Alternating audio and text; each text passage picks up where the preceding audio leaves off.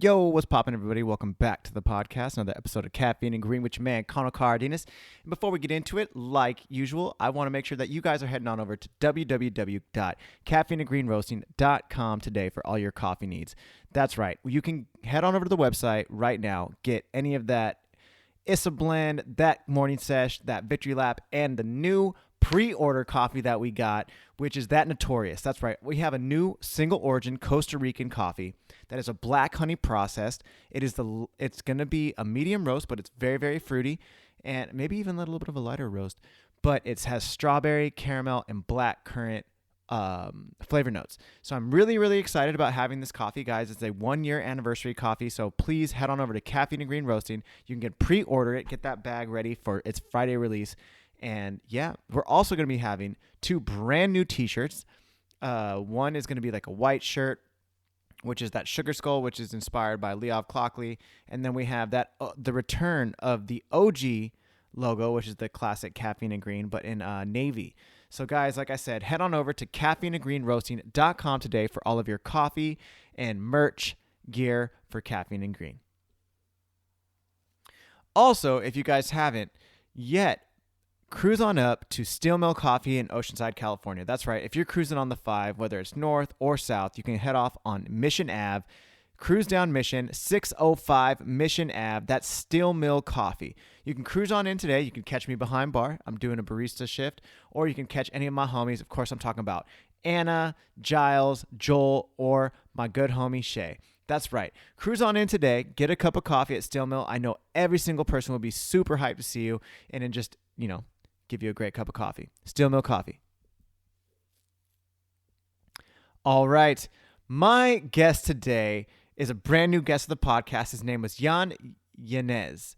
That's right. He's the owner of Flor and Seed, or co-owner of Flor and Seed. He's also the roaster. And, I've never met him till today. And, man, let me tell you, this conversation was great. And like last week, it definitely took a spin for, talking about life and our own personal views about like what we thought about, people and people who've done you wrong and people, just kind of moving past things and just kind of explaining how we think and just getting into things like that. But also we got into like just some amazing coffee talk, talking about, what Flor and Seed is doing, why they're doing it, what he's done to give back to the community in the community of his homeland of Mexico. It's such a great conversation. It's a long one, but it's a great one. So, without further ado, my man, Yanez. This is your time to shine, homie. Let's go. Give me caffeine and green. It's your boy Conor. What's good? Good. Caffeine and green. And we're live. Hey. Yanez. Thank you for having me. Yes. Welcome to Caffeine and Green, sir. Thank you, man. It's been a while. Cheers. Boom. There we go, sir. It's been a while. I've never even met you. This is great. I love when I don't really know anything about the guests that are coming on the show, or I've never met them. Not even we were talking about before the podcast that you've worked in coffee for over 20 years. Yeah, just about. You worked for Solutions Espresso. Wait, did you ever go to Seven Seas and get shots there? Yeah. I was the roaster there. That's why. Okay, now I literally remember this because you said Solutions Espresso. I was with Asa. You used to talk with Asa a lot. Yes. I actually thought for some reason you owned Seven Seas. I thought you were the guy. A lot of people did. Yeah. A lot of people did. I give out that vibe, I guess. Yeah, you got the boss aura. That makes sense now. Okay, now I do remember you, like clear as day, because I remember Asa did tell me. You were talking about using Robusta on your blend for your espresso. Yes, I did. Yeah. Fuck yeah. Yeah. Dude, I love that. Those are the things you don't forget. Dude, I was actually, I had a pop-up this past weekend. I was talking about the Robusta and how much like Arabica Typica really is. It's like a small portion of the like specialty coffee Arabica Typica. That is really a small portion of like the global coffee market, and how much Robusta is actually used. It's used a lot more than people would think, and like just everyday coffee, like Folgers or whatever other pre-ground coffee type shits out there. Yeah, I call it coffee by generations, and Robusta was definitely the boomer generation coffee. And then Gen X showed up, and they're like, "Oh no, Starbucks, Arabica," and now the Arabica. millennials come in, and they're like, "No, now we gotta go lighter, and and single origin." Because back when when the Starbucks fever, it was all about the blend, like Really? the it was consider a master, like an art form, like to find the perfect blend to get this from this and this and that. And it just kind of deviated. But I guess it doesn't really make any sense because they used to roast so dark that doesn't really matter what you put in and all of that. At Yeah, the you wouldn't end, be able to just tell anyways. burn it off. Yeah. But that's what was considered like the an art form. I remember roasters like the guy from Pete's, used to be considered roast masters because his blends were so unique and so flavorful, and But then Interesting. then the regions came in and they're like, no, we're gonna start roasting Like a little showcasing lighter. the region, yeah. Like Yeah, okay. and just a single, and that's sort of like what I'm trying to portray with Flor and Seed. Mexican. Oh wait, well before we get into it, because we haven't just told people what it is. So you Okay. own Flor and Seed, which is a coffee roasting company. Right. Yes, and then you, sir, are you the roaster? I am. Yeah. You are the roaster. Okay, and you also like bringing it back too is that G from Long Play Hi-Fi, who was just on the show as well. I think either last week or the week before. He was the one who told me about you, and he Okay. was like, "Flor and Seed roast for me." Yeah. And I was like, I got to get in contact with them.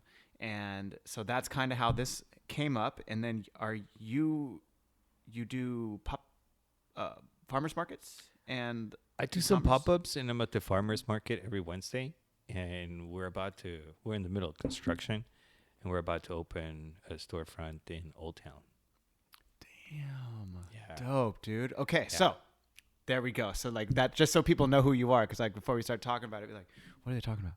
Yeah. So- Who is this? Yeah. Flor and Seed. Okay. Yeah. So, So like my idea was, I mean, I don't even know how to start, but basically, I've been in Mexico, and I know that there's different regions where coffee grows, and I know it has the perfect climate and the perfect soil to make great coffee.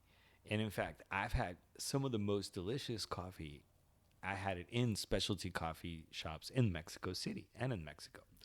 Stuff that you can't really get here, because the stuff that is like prepared for import, because the stock market declares how much the price should be, the importers come in and they're like, all right, we're just going to give you this much and whatever the market price is. And they really don't care too much for the process afterwards, like making honeys or making good, naturals and stuff like that. So they just basically do whatever specialty, preparation or wash they can, and they just sell it like that because they don't really care what good it is or the varieties. But some of these micro lots, that they're growing some really good stuff. That's the stuff that was being served in places in Mexico City, in Oaxaca, and other cities, right? And so I was trying to figure out how can I possibly get this coffee in the U.S. because in the U.S. Mexican coffee has this boring connotation, like it's not like that, a stigma almost. yeah, it's like it's not that great. Not complex. Exactly. Whatever. Just kind of. But that's because the one that gets here gets in such a big volumes that it can't be processed like that. So my thing was, no, there is more. First of all, there's more than one regions where coffee in Mexico grows that people don't even know. Like for instance, Puebla. Puebla is the third largest producer of Mexican coffee, and no one even heard of Puebla being a great producer, right? Where is this in Mexico? It's probably 3 hours away from Mexico City, up in the Sierras. Like Right? south or north? More like northeast. Okay. Okay. Northeast of Mexico City. Okay. And it's the third largest producer of coffee in Mexico. Damn. And people don't even know that. I didn't even know when I went to Puebla that they would do that. But little that I knew, also when you get Mexican coffee here and you look at it and it says it's from Oaxaca, well, you thought it was from Oaxaca, but it actually is from Puebla. But it doesn't have that name, right? So you can easily sell it for more if you sell it for as Oaxacan or as Chiapas than if it was from Puebla. Okay. So my goal was that. My goal was to find small micro lots that I knew they produce great coffee, that I knew they handle, honeys, black honeys, naturals, and all these kinds of different, also variety of plants. For instance, speaking of Robusta, and I know we're going to go in so many different directions. I'm here, down. Just let it go. Let it go. For instance, one of their biggest problems in Mexico is roya. I don't know if you're familiar with that, but roya is a fungus that eats the plants. Yes, right? yes. And so they have to, that's why shade grown was implemented. But a lot of these farmers don't have the resources to pay for the pesticide. Like a lot of my coffees are organic by default because they can't afford to, one, the certification, because the certification causes money, and two, they can't afford the pesticides. So they don't even use any pesticides, but I can't sell it as organic, but I know it is. Do you know what I mean? It's one of those things where, so roya started affecting, and climate change started affecting the way, the plants live. And so they were losing a lot of their crops because of that.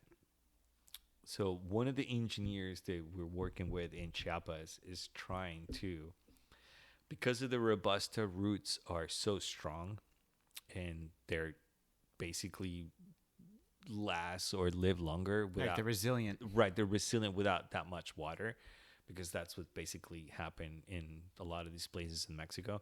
They count with whatever is going to rain in the year for the water that they're going to consume. And I'm talking about for living, for cooking, for shower, for growing their crops, for everything. They depend on the rain for water usage. I mean, I can even picture that in my head, but that's the kind of living that these farmers have in Mexico. And so what these people in Chiapas these engineers are trying to figure it out in Chiapas is how to combine Robusta roots with either geishas or típicas or any kind of other variety that's a specialty Arabica, and kind of hybrid them together and see if we can get a more resilient and resistant plant with a specialty variety. How is this not being talked about other than you? You're the first person I've heard about this. I know. When the guys that I was talking to in Mexico were telling me these things, I was like, dude, if we make this happen next year, like, you will see people interviewing you, and you will see, like, magazines coming and writing articles about. Dude, that's not even just coffee. That's global news. But that's what they're trying to do. That's crazy. Because they can't get, like, water is it for them. Like, global warming is not like a hoax or anything like that. I mean, that's something that they're experiencing on a daily basis, and this is something that they're trying to come up with, a solution that they're trying to come up to and see if it works.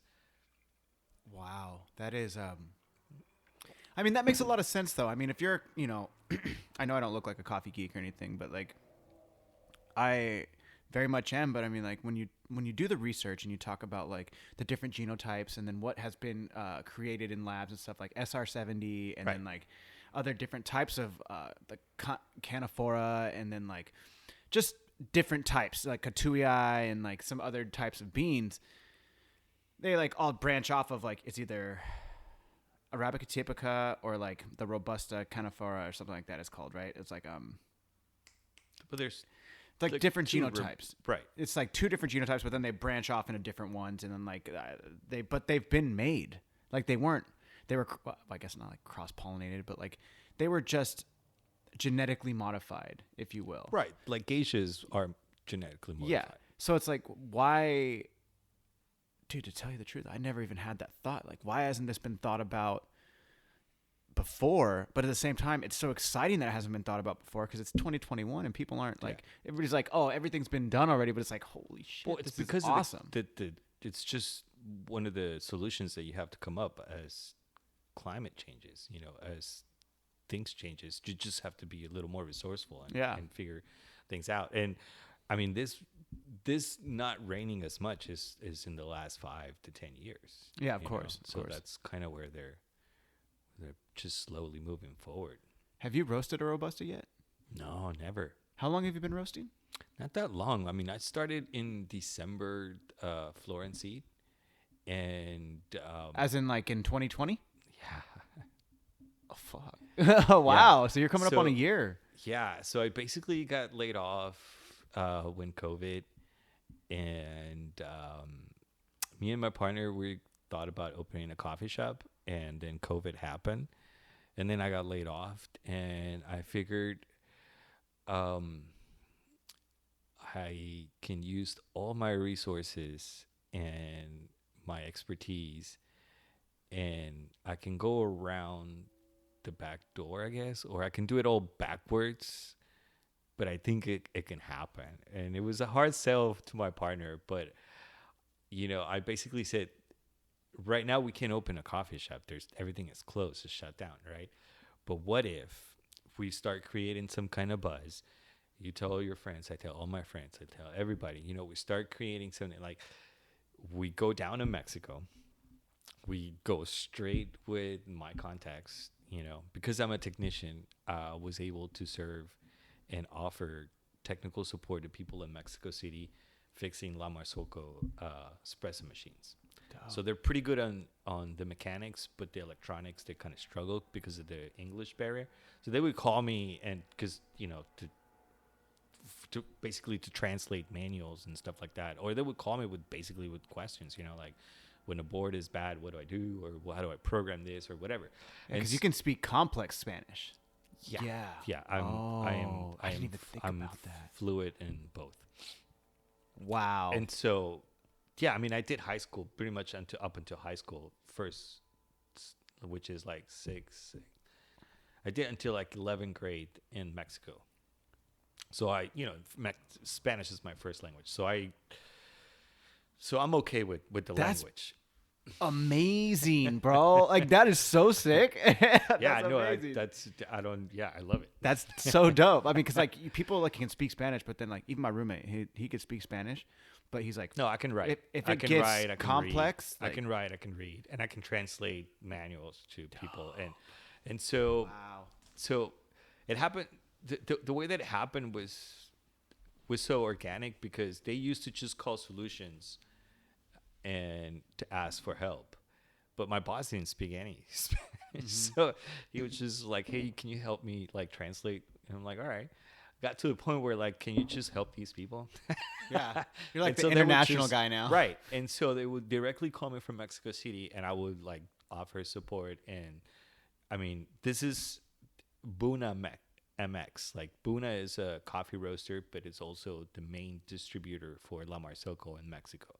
So the way that it works, if you want to sell, like for instance, La Marzocco is, depending on the country, they offer several distributors to sell their equipment, right? Like for instance, Australia has several different cities where you can buy La Marzocco, or several different distributors that you can buy it from, right?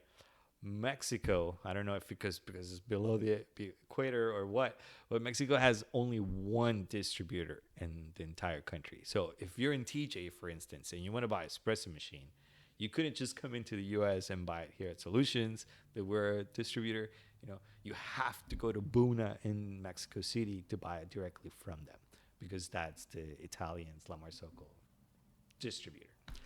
So when you're a distributor, La Marzocco also requires you to provide after-sales support.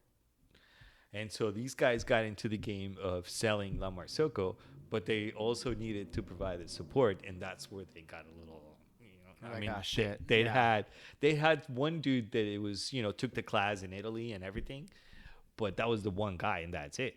And when you have, I don't know, 150 coffee shops that you wholesale, you need to provide a lot of service. And not only that, the way that they sell their coffee is they offer the service for free. So if you buy their machine, and their coffee from them, then they have to provide their service. So they got themselves biting into more than they can chew. And so they call me up, the guy they always offers support. And they're like, and this is before the pandemic, like right before the pandemic. They're like, would you be interested in coming in and offer like a 4-day training course for future technicians on La Marzocco machines? And I'm like, yeah, what are we talking about? Yeah. And they're like, yeah, a couple grand. We fly you, put you in a hotel, and all expenses paid, but we're gonna pay you a couple G's, and like, yo, you're good. But like, honestly though, I mean, like, not to cut you off, but like 4 days, like, dude, a fucking espresso machine is so complex. Like, I took a 3-day class. You took a 3-day class, and they paid you to go do that? I thought you were teaching it. No, when I took the class originally, it was a 3-day class. So I give him an extra. Yeah, you give them an extra day. Oh wow! Like wait. So, but like, isn't it way more difficult than that though? It is, of course. Yeah, it of is. course it is. Nobody learns from a training class. I've taken every single manufacturer that you can think of that makes espresso machines, commercial good espresso machines. Yeah. And taking a call after that and shaking my pants, because when they show you the machine, it works. Everything is fine. Yeah. Nothing is broken. So they're like, yeah, everything goes through here, right? But there's no like hands-on thing. Yeah, like troubleshooting. You can take it. Yeah, troubleshooting. Troubleshooting is the most difficult thing. Diagnosing is the most difficult thing in electronics and in an espresso machine. Everybody can take a shoot. I see if I land on which one it is, but definitive diagnosing. Yeah, that's Forget what's about up, it. Yeah, right? That's the yeah. expensive part. That's the part that people don't understand. That I don't want to name any names. So when I used to go to coffee shops, and I would be done in like 10, 15 minutes, and I would charge $500, and they'd be like, "What the hell, man?" But like, it could have taken somebody 2 hours to find out what it was, and I told you exactly what it was at the second. You know what I mean? It's just like, dude, that's what you're paying for. Exactly. You're paying for your experience and your knowledge, and it's like you're a plethora of knowledge that it doesn't matter if you got it done in 10 or 15 minutes. It's the fact that you know it, and that there's very few people who know what you know. And I'm not gonna come back, dude. Hell not. And like, not saying it's gonna stay fixed. Yeah, there you go. Like, right. Done and done. Yeah, and so I did a 4-day class, and it went great. I mean, these people are phenomenal. They treated me like a rock star. And when the pandemic came, I had the idea of, because I know these guys buy great coffee, right? And they are like, roasters there are so involved with the producers, with the land, with everything. I mean, they do land studies, they do soil studies, they do all kinds of, they're super. The roasters do that? Yeah. Whoa. Yeah, they're super involved, right? And so that's what I mean. Like, I knew the good coffee was not getting here in the U.S., right? And so that makes sense.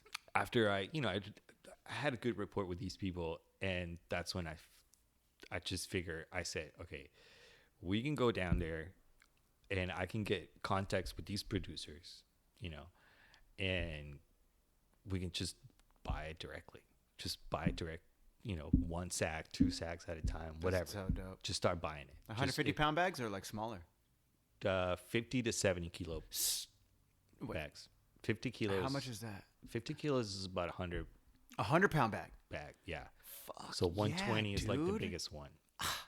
And so prime. And so I asked, the owner of that roastery, I was like, "Can you hook me up with some producers?" And he's like, "Yeah, and I can give you a chaperone." So on my next flight, I told my buddy, my business partner, I said, "Listen, we can create a buzz, we can create an account, we can start, creating a following, kind of a demand or something. Just create a buzz, and then we'll just, we'll tell our story. Like, we will pay above market prices. We will help these people. If you don't have like the drying beds, or if you don't have or pesticides, or if you don't have whatever it is, we'll provide it for you, and we'll come and buy it, and so what? No. Whoa, yeah. dude, that's gnarly. And so I felt like that was our way to tell our story and to sell our coffee, right? Like I'm going down there and I'm actually helping these people. And I chose Mexico because it not only is my homeland, but it's because I know and I believe in the product, you know.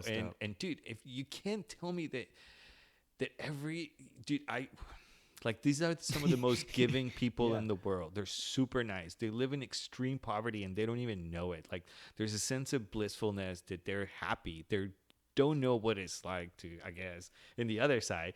So they're happy with just having rain coming down this year. Do you know what I mean? So that's amazing. And so going down there and like telling me how much is the market price versus how much I would pay here for their coffee, I was like, no, I would much rather give you, you know, than the importer takes, you know? Yeah. And so I told Leo, I was like, okay, if we go down there and we buy it directly and we sort of like, you know, we start taking pictures, we document it, we take videos, we let people, you know, know where these coffee comes from. You know, do you care what these people, how do they live or where they live?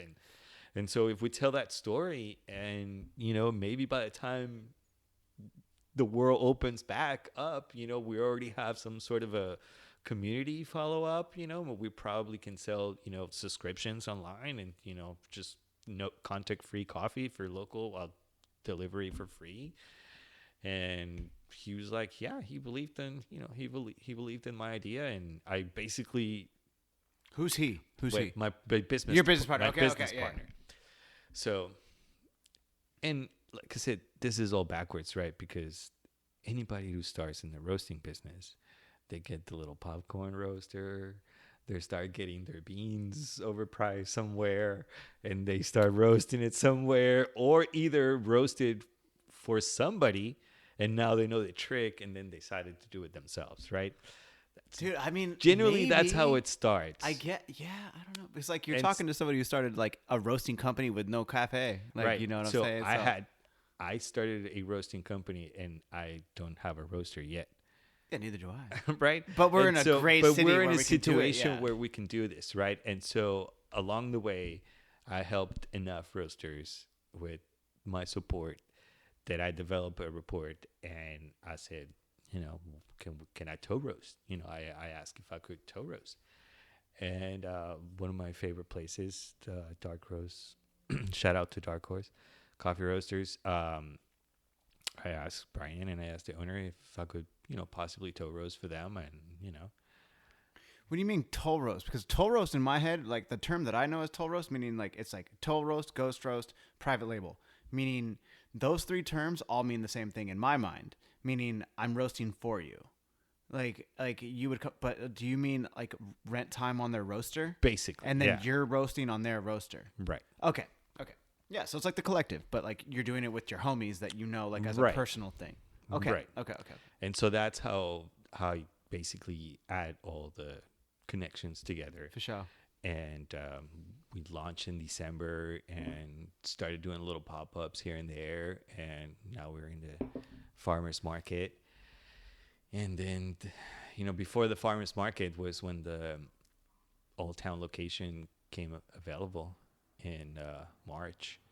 And we took a shot and signed a 5-year lease. Oh, shit. I know, which is nothing really, because most commercial leases are 10 to 20 years.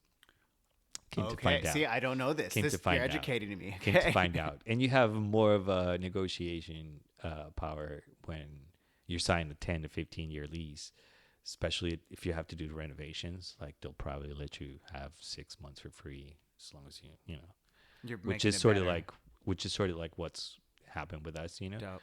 We had to like talk to our landlords and see if they could hook us up with the rent while the city took a sweet time to answer our plans, dude. So we submitted plans in May and we just got them approved in September.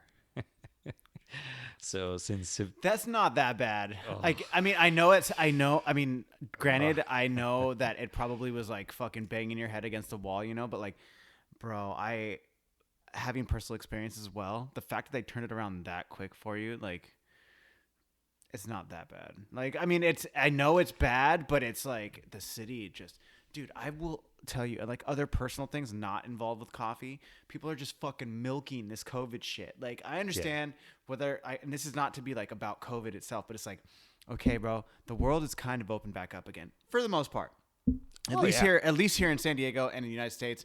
And it's like people, I still get like, well, you know, with COVID, it's like COVID my ass. Like, look at this. This is like, put your fucking mask on, you're right. Oh, you see the traffic every day. Like, we're back on. We are back on, and San Diego is back in full effect. And you're still using COVID as an excuse that your ass is moving slow? Hell no. Stop it. I don't want to hear that shit no more. Mm-mm. Yeah. But they finally approved it, and we're right in the middle of the plumbing and they installed the grease trap and now the sinks and yeah, dude, it's crazy. Dude, wait for the guy. His name's gonna be Oscar. That's gonna be his name. He's gonna come around. He never declares who he is. He's kind of a dick, and he works for the city. And he's gonna come and he's gonna be like, "I need to inspect your grease trap." And he'll always wait until you're in a rush, and he'll just he'll wait. He'll wait in line, and be like, "Hey, I'm with the city. I need to check your grease trap." It's like, dude, you see we're slammed, right? Like, you see this right now. I need to check it. It's like, all right, cool. You're going to need to wait over there. I'll be over there in like about 5, maybe 10 minutes. Okay, cool. And then just move on. But like, dude, just be ready for that guy. He's going to come. They're either going to come, like, you're going to open your doors. They'll probably be there like within 3 days. And then they'll probably come again like 3 months. And then again at like 5. And then they'll come again at like 8. And then they'll just do that consistently. And then then you're going to get the actual health department. They're going to come in and they'll do the same thing. They'll just wait in line. Hi. And then I'm with the health department. Like, you know, kind of thing. Like, bro. They got their badge. Dude, they got their little fucking badge. And they're like, you need to show me around everywhere right now. Like, oh, okay. Yeah. I ran it. Like I said, I've been in coffee before. And so this would be my second coffee shop that I opened. Oh, really? I ran a coffee shop inside the port of San Diego in the late 2000, like from 07 and then 8 years to like 17 or 15. Oh, damn, son. What? Yeah. For real? Yeah. What was it called? Café Olé. And so inside Nice. the port of San Diego, the Rock, the building on Pacific Highway. Yeah. Basically it's a government building for the employees, and on the second floor there was the cafeteria, and so I had an espresso machine there, and I served food, salads. Did you really? Yeah. Wow. So that was my first owner experience I had. And I had a grease trap, and I had inspectors Inside the second building? Yeah, inside the second floor. Second floor building? Yeah. Wow. In the administration building. It's for the employees only. Where was the grease trap? The grease trap in there, inside. In the building? Yeah. They would come in the middle of the Night. night at midnight, and they would open it and clean it. Dude, that smell. And at 5 or 6 in the morning, when I would come in, it would still smells. Yeah, oh yeah. Yeah, Oh, it was yeah. crazy. It was Dude. crazy. I mean, it was right when the economy crashed, and it was a 650 employee building when I first took over, which was great. Yeah. And then every year they just started laying Chipping off away. people. It got to a point where I was on my 8th year. They wanted me to sign a 2-year more lease, and I was just like, no, I just can't. I felt like a rat. I was just working, and I wasn't going anywhere. And I mean, by that time, my wife had taken a job. And so I was like, yeah, as much as it hurts, I think I have to pull the plug. Wow. And I did. And after that, I basically, I was running sort of like a second wave deli, coffee deli. I was buying coffee from Moto. Oh, wow. Yeah. So Moto was like my very, very first coffee job. Damn. Dude, you are an OG. Damn. Because they're the first, the one thing I know about Moto, and I've never met anybody from Moto. I would love to get them. If you guys listen to this, I would love to get the owners on and talk about it. Talk to Tori. That's the owner, because dude, I respect. Well, that's what I'm saying. Respect for Moto. I don't know anything about them. I've only been to the one in Barrio Logan once, and I don't remember who told me, but they're like, they're the first specialty coffee shop in San Diego, right? And I was like, what? And then somebody it was like somebody older than me was kind of dropping knowledge, and they were like, no, dude, the way that you think, like we were talking about for the podcast, like about Zoom Bar, in my eyes is like that they're like one of the pivotal places, like specialty coffee places in San Diego. And some people don't even know about them, but I'm like, dude, they've been around for like what? When I was there, they were there for 13 years, so it's 6 years. So they're going on 20 years that they've been in business. And they were like, no, Cafe Moto was the first one. Because I was there, it was 13 years when I got there. I think they're probably 40 years in. Zoom Bar? No, Moto. I was talking about Zoom Bar. Oh, okay, yeah. And then so that was like, oh, they're approaching 20 years in business. And I was there at 13 years. That's when I started in coffee. They were at their 13th year. And they were like, nah, man, Cafe Moto paved the way. They're the ones who like did everything. And I was like, yo, what? And I didn't know about any of this. And I just been like, damn, I want to get them on. Yeah, like, 12th sure. and J in downtown was when I first got my first coffee job. And it was probably 2001. Damn, for real. Or 2000, like very, very early 2000. And they were basically only wholesale. They didn't have a storefront. You couldn't buy a coffee. That's kind of dope, though. You couldn't buy a coffee shop there. I mean, you couldn't buy a coffee cup there. You would come in and it was just a will call. It was a wholesale. And they had a demo kitchen with espresso machine and everything. So in case you wanted to, try it out. Things, okay. All kinds of syrups. They had a wall full of teas, all the teas you can think of. Really? Amazing. And they still do. And they really? Yeah. And this is funny because when the third wave of coffee kicked in and Virtuoso opened the door and Barrio Logan and then Por Vida opened. And all these other, like. And now Storymakers is right across the street. But they're two different. They're 100%. two different markets completely. Oh yeah, no, I helped Jeff roast his first batch that opened up the coffee, and then and I also gave him barista training. Yeah, me and my friend Leov, I was like, hey, they need barista training. It's a super ballsy move, but at the same time, they're not hitting. They're not chasing the same nickel. No, and Jeff will he'll be the first one to tell you because Jeff was on the show. He's been on the show, and he was he's the first one to tell you. He's like, you know what? If they come over here and they're expecting something else, I'll send them over to Cafe Moto right there. And he was like, but he's all about his pour overs and he's his thing. I to be honest, I'm not 100% sure anymore what his thing is because I've definitely seen it's kind of changing, but I got what he was saying when he came on the show. The thing about Moto is, if you started 40 years ago, right, and you have the hospitality game on lock, yeah, because every hotel, every restaurant, there's Moto. I think has. I'm not making this up. They have about $350,000 on equipment on loan. What do you mean? Okay. So if you're a restaurant and you commit to 40, 50, 60 pounds a week to buy from me, 100, yeah. I'll let you borrow a brewer and a grinder. So imagine $350,000 of equipment on loan, just spread around. What? They have Orange County, northern San Diego, Orange County, and they have all Southern. The hospitality game, they have it on lock. So. Yo. You have all these hotels, you have all these restaurants that you've been serving for years, right? Third wave comes in. You're not going to suddenly tell these people what you've been telling them to buy for the longest time, that's not what they should buy. Now they should go this route, right? They kept true to themselves. They still do the dark Italian rose traditional, They continue doing their own thing. They do some medium, because they don't want to be left out. They do some, but that's not the market that they're really trying to, to go after.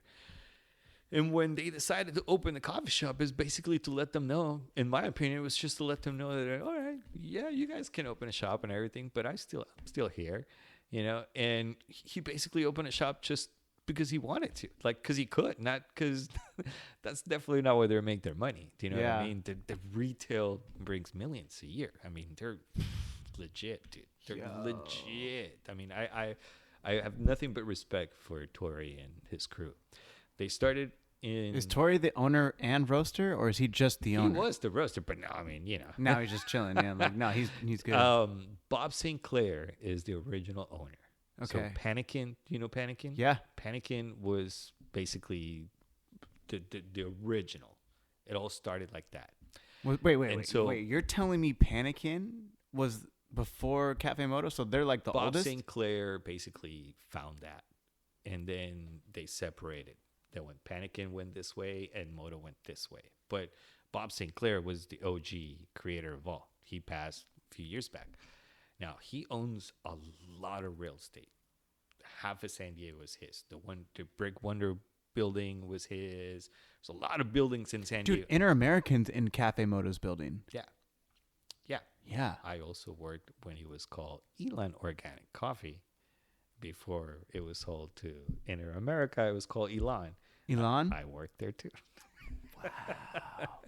Damn. So Bob St. Clair had all these buildings, right? Okay. And he, after 10 or 15 or 20 years, he passed the business to Tori, his stepson. Okay. He didn't just give it to him; he sold it to him. Right? That's why I'm Hustler. That's why I have nothing but respect for Tori and his crew, right? And also he's like, all right, check this out. Downtown exploding, right? Petco Park, all these high-rise buildings, everything is going up. I can get a lot more money for rent for this building than, I'm not charging you rent to roast your coffee here, but you're going to have to find a place to get out of here. And so he went Barrio Logan, bought the land, and did everything solar panel, everything green, dude. He just went nuts on that, environmentally great. I'm telling you, they walked the walk. And that's when he basically, wow, did the second phase or third phase of Moto in Barrio Logan. And he started roasting there for a while. And it wasn't, like I said, it wasn't until not that long. They were like, all right, you guys want a coffee shop? I can also make coffee, just in case you want it. Yeah. And they bought a Leva. They were the only shop in San Diego that had a La Marzocco Leva machine. The most expensive toy of La Marzocco ever made. You're just like, just throw it in there. Whatever. Whatever. And you know what? I don't really like it. It's too much of a pain in the ass.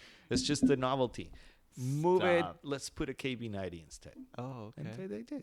All right. Damn. Yeah, dude. So that's Moto. Wow. So that's where I started my coffee adventures. How old were you when you did that? In the year 2000, I was probably 25. That makes sense. 2000, the year I entered high school, so I was probably 14. Yeah. So we're 10 or 11 years apart. You said. Yeah. How old do you know? 76. I'm 45. You're 45. I'm 35. Oh, so we're 10 years apart. 10 years apart. You're like my sister. Doubt. Yeah. So then I met the people at Elon. I met Karen. And who's Karen? Karen was the owner, the original owner. She was Karen. I'm going to butcher her last name, but I think her name is Saavedros. And she was the pioneer in San Diego to bring organic coffee. So her company was called Elon Organic Coffee. So she would only bring organic coffees here in San Diego. Dope. And she was a broker. She sold to roasters, and I was a samples manager. I basically picked up samples from Latin America all over, roasted, cup them, valued them, and then decided to buy them or not. And that's what I did for a little bit with her. And then I had the idea that I wanted to open a coffee shop. I started roasting there, and little in my zona fresco, I started a little roasting, and I was like, oh, we should open a shop. And I was just, I wanted to. I was basically aimed for it, and I decided also to get, at the time where I thought it was the best coffee shop in San Diego, I went to Pete's in Hillcrest. You thought that was the best coffee shop? Yeah. Stop it. Stop it. Yeah. I swear. At the time, there was no Zumbar. Oh, no, there was, but I didn't know about Zumbar. Yeah, dude, that's still the same case. I guarantee. I know. I'm still listening. Go ahead. And so I went to Pete's and I decided to learn how to make drinks there because, I thought they were a good coffee shop. And so I worked there for like about a year or two. And I figured, all right, I save some money. And me and my wife decided to just take a chance on the little place in the port of San Diego. Yeah. And yeah, dude, I started running my first coffee adventure for about 8 years, making food and drinks and all kinds of coffee. And then the economy crushed. I closed. I got depressed for like months. Like for real depressed? Yeah. Yeah. Like I didn't want to do anything. No. I didn't want to work. I didn't want to do anything. I was just like, I mean, I thought I was going to be self-employed forever. And yeah, dude. And so that was an eye opener. And I remember a buddy of mine, another old school dog in the coffee industry. He's now in Colorado, but his name is Rodrigo Hernandez. And he was a salesman for Moto, and then he was a salesman for Calabria, and then he was a salesman for Virtuoso. So he picked up a lot of great accounts, and you came to find out that you need a guy like that in the coffee business and in your coffee roasting business. If you're trying to hit wholesale, you definitely need a guy like that. Yeah, you need a sales guy. This guy was so good that people wouldn't really buy the coffee because it was Moto's coffee or because it was Virtuoso's. You bought it because of Rigo. Do you know what I mean? You got the relationships, bro. You bought it because of Rigo. And Rigo will be there. If you needed something, he'll fix it. If you know what I mean? He was that kind of guy. So he was doing sales for Virtuoso, and my wife hit him up and she's like, is there something Jan can do? Like with you out there, so just take him home, just take him out of here, just a few days or whatever. And he offered me a barista job at Virtuoso. And I remember clearly, I thought I knew what I was doing, but I was second wave trained, so I was just not, a part. And I remember Savannah, she's like, all right, make me a cappuccino. And I've never used a Strata machine before, and they gave me like a tiny little friggin' pitcher with the exact amount of milk. Yep. And she's like, just make me a cappuccino. And I was like, oh shit, I just feel like shit. It's like I thought I knew. And yeah, she's like, all right, we're going to train you. And, she trained me in basically my first specialty, you could say, or third wave specialty coffee shop. And your latte art started. Yeah, that's basically that's exactly it.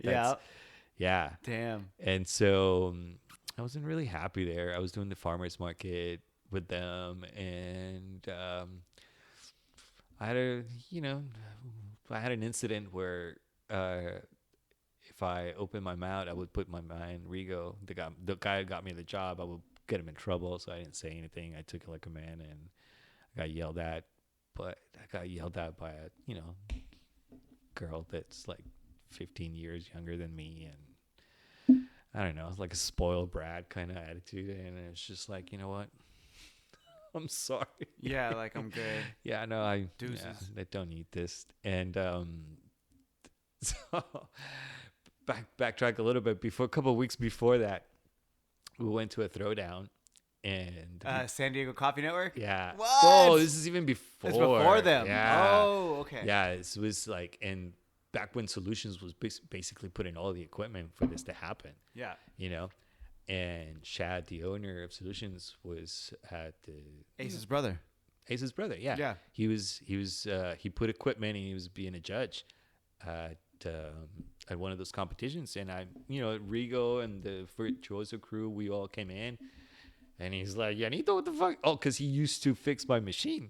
That's how I knew Shad. Okay. So when I had a problem with my espresso machine at Cafe Olé, I would call Solutions, and Shad would come in, and then we became buddies. And then I invited him to our poker game, and him and his wife became like super friends. Like, yeah. we're like regulars. Yeah, we were totally homies. And so we walked into this competition and there's Shad and he's like, Yanito, what are you doing here? And I'm like, dude, representing, solutions. Like, what about your shop? Like, what happened? Like, oh, yeah. She's like, do you want to work for me?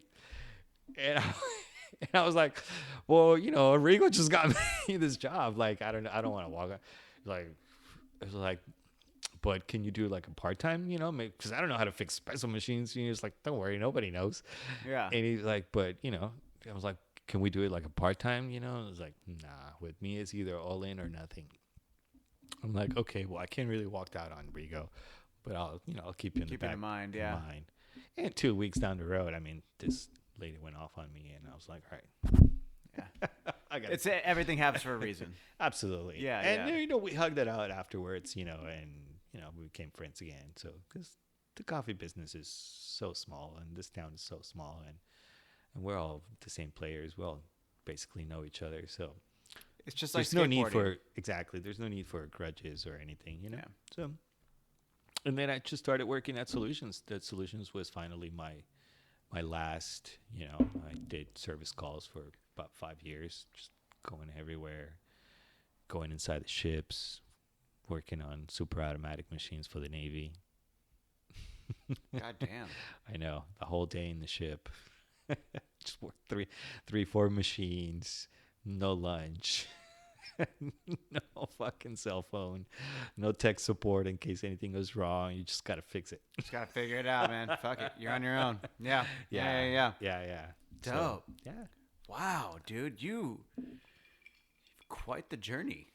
Fucking A. Like, the coffee mosquito, I guess, bit me a long time ago, and it's one of those bugs that just doesn't let go. It doesn't. I don't know it anybody really that started coffee that just stopped and did something else.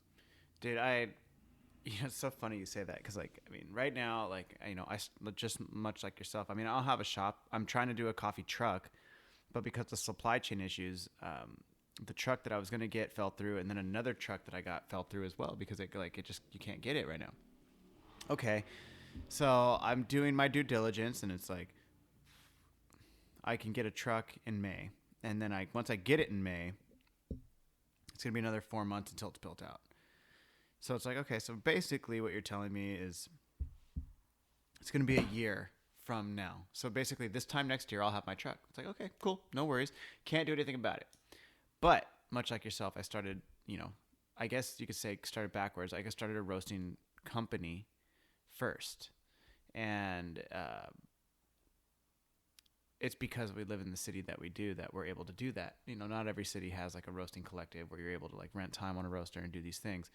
So it's beautiful, but at the same time, it's like I'm finding myself, like I told you right before the podcast, I took a job for right now, and I'm getting text messages and dealing with it because I have this MMA event that I'm doing next Friday, and it's like this is what I was doing before coffee, but it's like I find myself now like I'm so thankful and I love doing it, and because it's another passion of mine.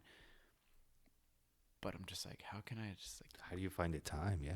Dude, well, it's not even just the time. It's just like the coffee aspect. It's like, I don't want to not be a barista. Like, I love every aspect of coffee. This is what I'm trying to say is that like the roasting, the being the barista, like when I'm up at Steel Mill roasting for them, like I want to take a bar shift. And I've had some of my friends who are like super successful, people in corporate, and they're making these like 6-figure jobs. And like when we kick it, they're like, dude, like, we love that you're doing all these things and it's so awesome, but why would you still take legit? They're like, why are you still taking a shift as a barista at a bar, at a coffee bar? Because I'm like, I know you guys want to understand it. It's not about the money for me to get behind that bar. I love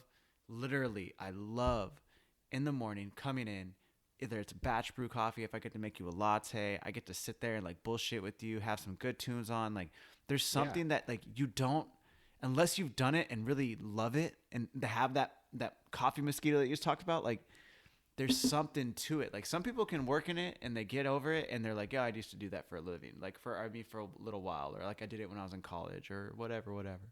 It's like, dude, when you like really, really know what it's like, that love, like, bro, I don't give a fuck. Like It's crazy. Like I'm doing this MMA promotion and I'm hooking up with all these people and I'm doing these things and it's like dope. Like you can do these things. Like it's cool. But at the same time, like I don't like I care, but I don't care as much as I do about being able to make you like the sickest latte and do like a little dope ass little piece of art in there for you and then serve it up and then watch you do my favorite part when they like sip it and there's like, that's the best, or something like that. It's like, son, like that's the shit that gets me going, like, yeah. And no hate on my Epic Job. Like, yo, shout out to Epic. I love them. But like, but I love all the shit that I do. But that coffee, man, like, yeah, I mean, and that's part of the experience of going to a coffee shop, right? Just having to talk to your barista, just getting the tunes, because you can get coffee anywhere, really. But just someone making you a good espresso and giving you the little mineral water, and you see when they put the attention to detail. When they do the shot, or you see the ones when you go and they give you the shitty, water from the espresso machine. Dude, that shit. When they make an Americano, with the water. Stop. What are you doing? Bro, oh my God. I was when I was learning, like, we're not learning, but when we were opening up the cafe up in Orange County, the manager who was running that cafe would pull Americano. Like I asked her one time, I was like, hey, can you make me an Americano? Because like I was the general manager for both locations, so I was going up to Orange County like a couple times a week to like train them and help the cafe start, and then I was like taking bar shifts and just being on barista and stuff like that. And then like I don't remember one time I went up there and I was like, hey, can you make me an Americano? And like I legit was like standing behind the bar but like doing something else, and I turned around and I seen her making my drink. And she just was pulling water from the espresso machine, and then pulled the shot on top of it. I was like, "Is that how you?" I didn't even say, "Is that my drink?" I would like legit looked at her. I was like, "Is that how you make all the Americanos for all the customers?" And she was like, "Yeah." I was like, "You are never gonna do that again." And I put that shit to a stop. She's like, "No, it's fine." I was like, "No, it's not fine." I was like, "Do you understand where that like?" And I was like, "You cannot use that water." And I was like, "There's a reason we have that filtered water right there." Like, not like being super aggressive towards it, but like, I don't know, when it comes to coffee and I'm like, granted, I'm different now. I'm definitely different now in how I approach people, but this was like years ago. And I was like, you don't do that. Like, we have a reason we have these RO filters, and like, we have the good water. Yeah. It's right over there. There's a reason you pull that. Like, don't pull it from the machine again. Like, okay. Like, okay. I mean, granted, I wouldn't do that now, but like, I would just be like, hey guys, like, no, now the version would be just like, hey, like, don't do that again, please. Kind of thing. Yeah. Oh, that's crazy. Yeah, man. Nothing worse than the guy who asked for a extra large cappuccino. Dude, no, the ones that always used to get me is super funny is like, especially because now I'm up at Steel Mill, I'll do a bar shift, and they're like, yeah, can we get us like a 16-ounce caramel macchiato? And it's just like, oh. No, at Pete's, there was this one guy that would order a 20-ounce cappuccino extra dry. So it's just like all foam, and it's like it's all foam, and it's just ridiculous. That is the most ridiculous drink, right? And I remember I was at a shift, and it got me at a wrong day too. And at Pete's, the way we would get this, you don't stop making drinks from like 7 till like 10 o'clock a day in day. So for like 3 hours, you just slam making drinks. You got one guy just doing milk, and you got one guy ensembling and bringing it out. So I was the guy making the drinks, handing them out. This guy's making my milks, right? So whatever he sees that I need, he gets all the milks and gets ready. So freaking large cappuccino dry guy is in there, right? Makes a big ass pitcher of foam, like the biggest one. I fill it up. I hand it. The guy does this number. It's too heavy. I can't drink it. It's too heavy. Yeah. Stop. I mean, like, I get it. I know what you're talking about. I know what you're referring to. It's too heavy. I can't drink it. I'm like, what do you mean it's too heavy? And it was light, dude. It was light.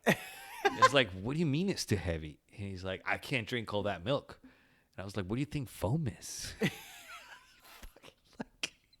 And he's like, nah, I'm not drinking it. And I was like, holy shit. You couldn't really talk back to customers, but you were allowed to take a timeout. I took my time out right there and then, dude. I was like, I'm not making you another one. Yeah, I like time out. I was like, time out, Peggy, time out. And I had to have my manager come in and took over. I had to go to the bathroom. I can talk to this guy. Dude, the large cappuccino guy. That's so Dry. funny. But yeah, he was like, I can't have all that milk. I'm like, well, what do you think foam is? Like, Come on, bro. but like, seriously, you have 3 ounces of espresso and 16 ounces of foam.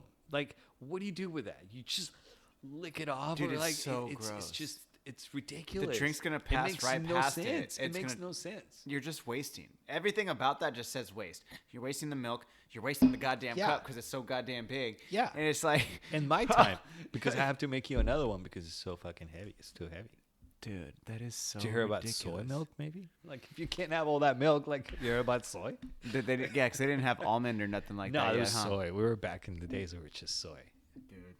Then it was almond, and there was, like, nothing, like, almond hit like nothing ever before. Like, nobody could have anything else other than almond. And now it's oat. Well, that's, Now I we're on mean, the when I was living in San Francisco, or I mean, I was living back home in the Bay Area, and I was working in San Francisco, and there was this.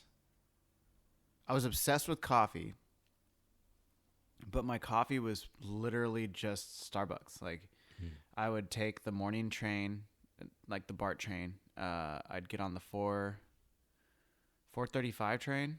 That was my day every day. I'd get on the 4:35 train.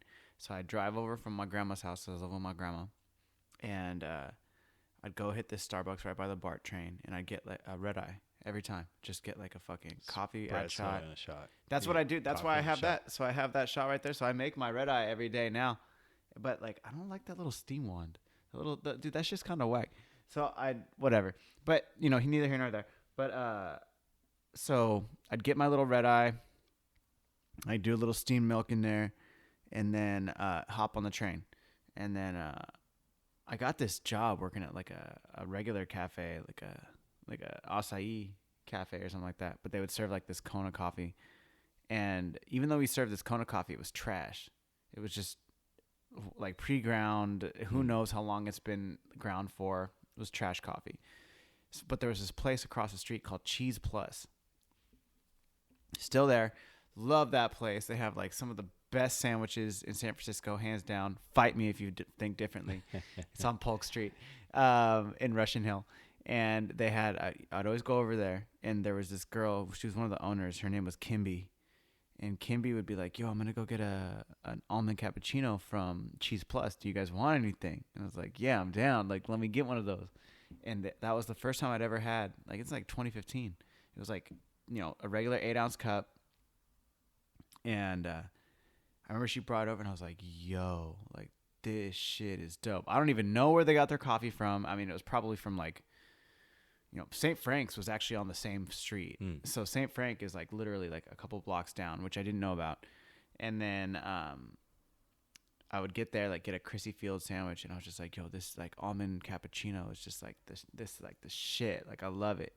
And then I started, like, exploring, like, grew up in this city. I don't even know, like, about how much coffee, specialty coffee, was, like, a thing in the Bay Area. Didn't even know that at all.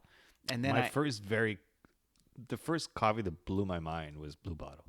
See, it was in San Francisco. Dude, I didn't even know about Blue Bottle. I didn't know about Blue Bottle till I moved to San Diego. And I was like, they're like, oh, they started in the Bay Area. I was like, what? Farmer's Market. I had no idea. The guy was making pour-overs at the Farmer's Market before anybody knew what a pour-over was. Dude, that's what I'm saying. Like, And then he's like, I'm not so sure. The guy was also roasting lighter before anybody was roasting lighter in Southern California. He got the idea from Norway. Yeah, on a trip to Norway. Those Europeans. And he's like, all right, this is the stuff. And so he started getting good beans and started getting, you know, and he's just pour overs. He's like, I'm going to go to the farmer's market, and there's the only way I can make, you know. And the next week he had a line out the door, and now it's who they are. Dude, you know that's how Wholesome started, right? Like Salpy. Do you know Salpy? That's how Virtuoso also started. Was through the pour over thing? Because like Salpy, she was on the show, and she was telling me how her whole story started. And they had like a coffee cart, and they had like 3 coffee carts, and like I was like, damn, for real? Like, Yeah. Yo, crazy. Her and her partner, yeah. Yeah. Her and her partner. Yeah. Yeah. And then like she told me how like she had worked with David and stuff like that, and I was like, dude. And then David, like that's a whole nother guy. Like I would love to have him on the show. Yeah. I mean, I know he's busy and shit, but that dude. No, they also came into the scene and bam. Dude, well, the thing is like not even just about the scene. What I like about David and James is that Por Vida, Steel Mill, before me, and then like multiple other cafes, they still will either be serving their coffee, or he helped start them, like helped like build out their fucking their carts. Yeah. Or like would sell them wholesale beans or have their espresso for the coffee, and it's like, yeah, I mean like I'm personally am not the biggest fan of their coffee just because it's like not my flavor profile, but put that aside, what he's done for the community, like the San Diego coffee community, and how he's helped out so many people, like, yo, fucking awesome. That is so dope. And that is just like the best thing ever. And it's like, wow, dude, like that alone is like, I want to talk to you. Like, tell me about, like, I know he's a rock star and shit. And, like, that's cool. But, like, I want to talk about your coffee obsession and, like, why you do what you do. It's to help these people that you don't even like really know, or maybe you do know them, or they just come to you and ask you for help, and you're like, yeah, I fucking got you. Like, wow, bro.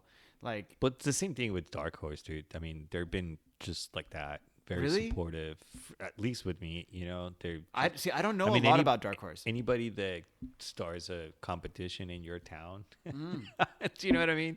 Do you just open the doors to them, and they're like, yeah, dude, come, roast here, don't worry.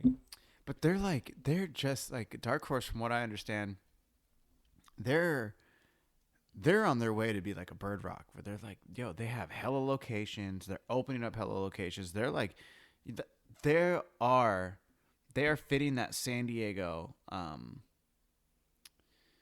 do I put this?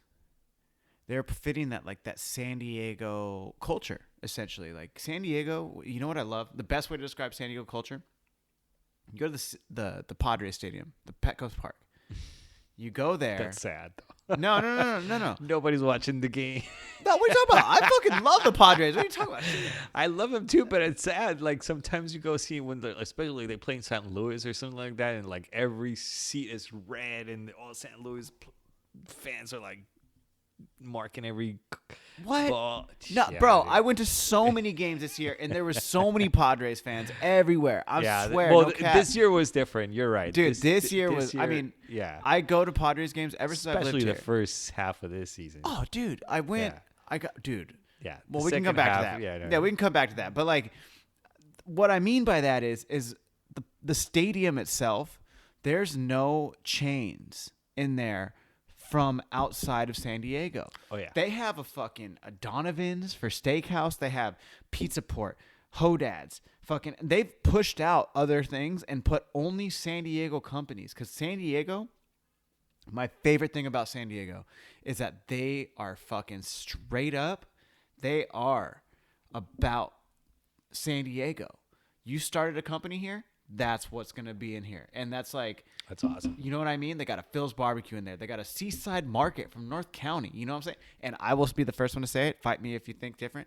I'm just talking shit. But it's like the Seaside Market crack fries or whatever the fucking... Seaside Crack is what they call it. Way better at the stadium than it is at the actual at the fucking grocery store. Dude, super controversial. Fight me, at me, whatever you want to do.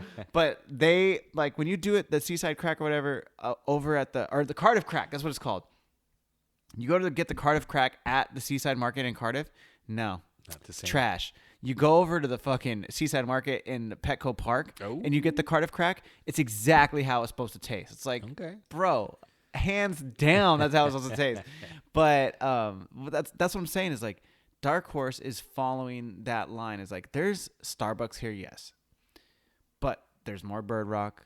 There's more Better Buzz. There's more like same thing. They're Better Buzz started in SD. There's Better Buzz, Bird Rock. In my opinion, Dark Better Horse. Buzz is who's doing that more. Dude, they're all here. Better Buzz is becoming the next Starbucks, especially in our town. Dude, I haven't at least seen a Better they're Buzz giving in North Park though. They're giving what Starbucks stopped giving the people.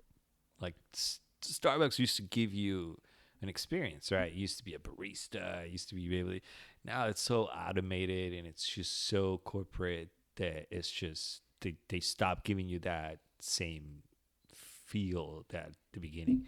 And I feel that Better Buzz, whether you like them or not, their coffee or not, it's a different story, but they're definitely catering to a market that is just growing and growing. I mean, What market is that? the sugar and milk. For real? See, I've literally been to Better Buzz Dude, maybe like once or twice. But because you're not into sugar and milk. Yeah. But, I mean, Starbucks, basically what they did is they put some sort of class or finesse or, in their approach to coffee, right? They definitely jump up the price from where it was. And so instead of, if we're going to charge you $3.50 for coffee with milk, we can't just really call it coffee and milk. We got to call macchiato. We got to. It's so fucked up that they call it a macchiato, though. You know what I mean? Like, but come you know on what now. I mean, though. I know what you mean, but like, we're giving you a lifestyle. We're giving you. We're selling you something else. We're not really selling you burnt coffee and milk. We're selling you something else. And so that at the beginning, right? That the caramel, the frappuccinos, this whole thing, right? Like. That at first was what everybody was crazy about Starbucks, and that's what everybody would start going to Starbucks for, right? So that's basically what Better Buzz is now catering to, what the people who miss that kind of feeling from Starbucks are getting now. Okay. Okay. It's definitely all these new millennial kids that just feel like, oh shit, look at the best drink ever, and what is it? It's just vanilla powder with, Dude, that's so funny. Yeah, I do think. Do you know what I mean? So yeah. I mean, and so as a roaster, you can also ask, yourself a question, or as a business, entrepreneur, whether do you want to sell, sugar and milk and the best drinks ever, or do you want to be like Coffee and Tea Collective? I'm not talking shit or anything, but do you want to have 3 customers all day? And have the best coffee in the world? Bro. Or do you want to fucking have 3 stores left and right opening every year selling sugar and milk? And so it's just... Dude, I will not talk shit, but I will tell you about an experience I had at Coffee and Tea Collective.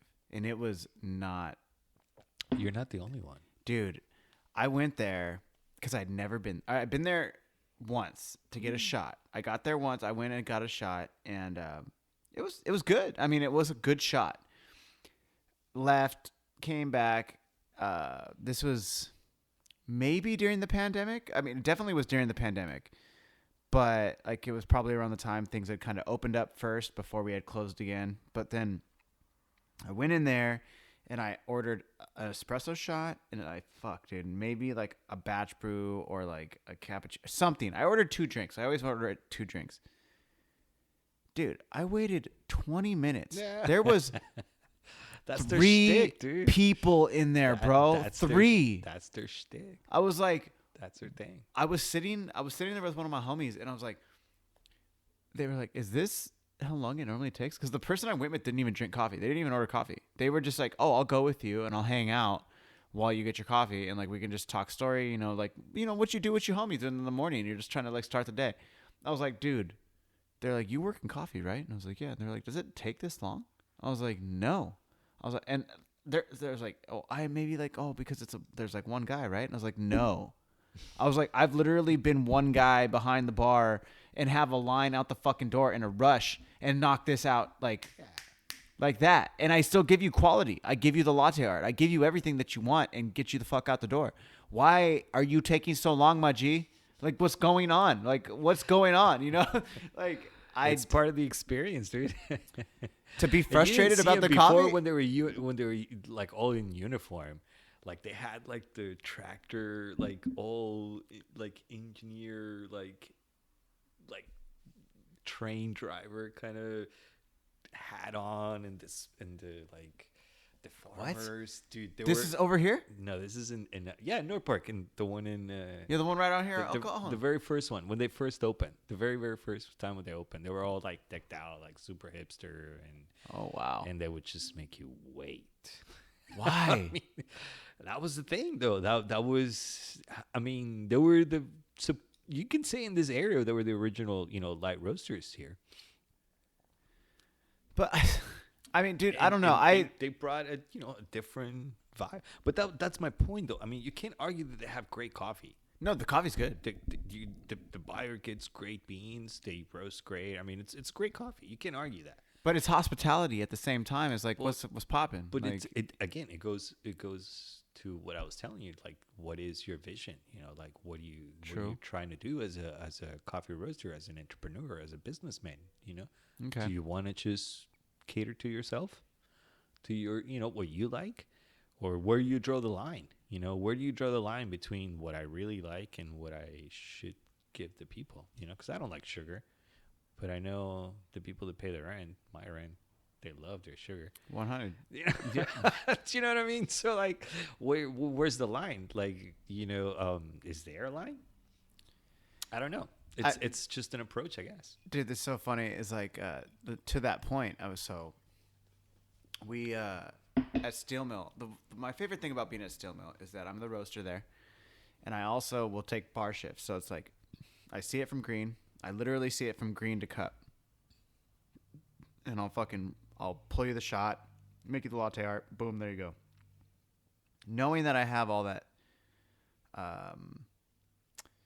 knowledge and experience, and just to be able to present it to you and give you that, right? I will see people like grab the cup and then just like pour hella sugar and they're like, oh, it's bitter. It's like, what? Like, what are you talking about? Like, but then at the same time, I know it's not bitter, but my taste buds are different than what you are. So then fast forward, it's, October. This is when pumpkin spice latte fucking starts, right? And Shay, the owner, and like, I don't feel like he would care if I say this because I've said it before on the podcast. Like, he fucking hates like pumpkin spice lattes, and he's not like quiet about it. Maybe he is to like the regular general public, but within like our crew and everybody, and plus Steel Mill definitely has like a little bit of a rougher image. Like it's more of like I don't give a fuck kind of like shop, but we have the quality and we're really nice and it's cool, but we don't shy away from like saying fuck you to people, which is great because that fits in with my no soup for you. Yeah, exactly. No soup for you. But like Shay is just, he doesn't want the pumpkin spice latte, and we're like, dude, you know what though? Like, we got a guy, our homie Giles. Giles is really good at making syrups in-house. We make all of our shit in-house, and he'll make like, yo, Giles, you got to make that pumpkin spice again. And like, yo, it was fire. He'll make it from scratch, and he'll do it, and he'll do his thing, and people love it. And we had people coming up to us, and they're like, hey, are you going to make the pumpkin spice again this year? It's like, we don't know. Like, Shay, the owner, he's not really like feeling it, blah, blah, blah. Whatever. So we're like, hey, we should do it again. And Shay's just like, fuck. All right, fine. And then so we make a button on the square thing, and like literally what it says is pumpkin spice bullshit. But like we call it the Headless Horseman instead of like pumpkin spice latte. Like our specials, Headless Horseman. Like, oh, what's that? It's like, oh, it's a pumpkin spice latte. Oh, let me get that. Sleepy Hollow. Yeah, that's what that was my idea, and I was like Sleepy Hollow, and they're like, no, like let's call it the Headless Horseman. I was like, that's actually pretty dope. Like, he's just holding a pumpkin, like That's what it was. yeah, exactly. So my point being though is that like the people who come in and will spend, I think that drink is like $7, like, but then Mochas are $7 too, dude. $7, and then if you add like if you add a shot or everybody chai does. or fucking oat milk, Everybody does. you're looking at like milks. $8, and it's like you got to make that shit taste good, and it's like those are the people that are fucking paying your rent, and it's like, you know what, you're basically working for those people. But then you, every now and then, you'll get a person like yourself who will come in and be like, yo, can I get the espresso? And like, can you tell me about the coffee, the region? Let me tell you what I put into it. You know what's going on with coffee. Like, oh, I put in 10% Arabica. Yeah, if you do this, blah, blah, blah. Like, or I do a pre-blend or this, that, or this. And they're like, oh, dope. Cool. Yeah.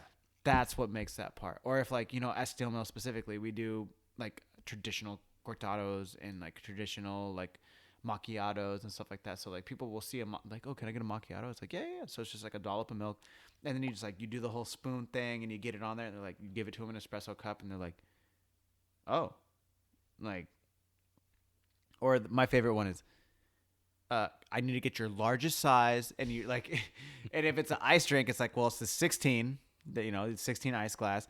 But if it's a hot drink, I'll be like, I need your biggest size hot drink, like large. And I'm like, okay, well, we have a 12 ounce, and they're like, okay, I need 2. It's like, okay, cool, no worries, I got you. 2 drinks, boom, there you go. Yeah. It's just, Yeah, I mean, it at a certain point you have to, like I said, you have to just realize who your market is. And I mean, nobody really, I mean, does all the chef they make really great food, do they eat great food all the time? No. Hell Sometimes no. they go and eat, fast food. Or sometimes they go eat, dude, most of the time they will be eating fast food. I used to live with the chef. right. And so that's my point, right? So they're not necessarily cooking for them. They're cooking, for the people, for the people who's going to pay the price. I mean, going to the restaurant is because you can normally cook where you get there, right? Like that's part of the experience. That you would not be able to make the same steak at home that you can get it at a nice steakhouse. But you know what's funny though about like what's different between coffee people, and especially like as a coffee roaster, I would like, this is how I feel at least. I know how to roast good coffee, whether it's batch brew, espresso. I could do the whole thing, right?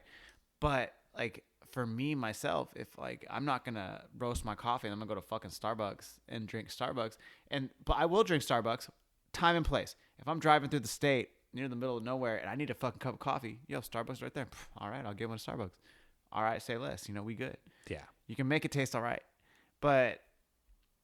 No, like for myself, I will go to every coffee shop. Like my coffee shop, that even though I do steel mill and I do like all these other brands that I do like for wholesale and stuff and like other batch brews, I go to Hawthorne. That's like my go-to right up here. Yeah, that's my spot.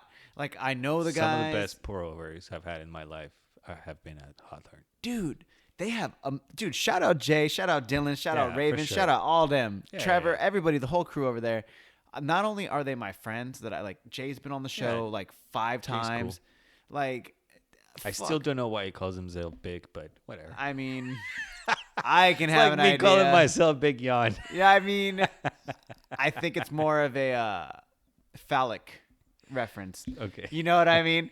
Either way, so like, regardless, like shout out to Jay. Yeah, cool. Shout out to Jay, like, and Dylan, and like, just dude, Dylan's been so helpful with like just me in terms of like trying to grow my business, because like I'm not gonna say like I know everything. I don't know fucking everything, and like, dude, they've been in business for like what 6-7 years, something like that. Yeah. It's like I used to fix their espresso machine all the time, dude. Yeah, their Sonesso, and they were super nice with me. Like they would always, compliment me with stuff or talk nice stuff about me to my boss, which is always appreciated. Because 100, we go from hero to fucking pieces of shit in a matter of seconds.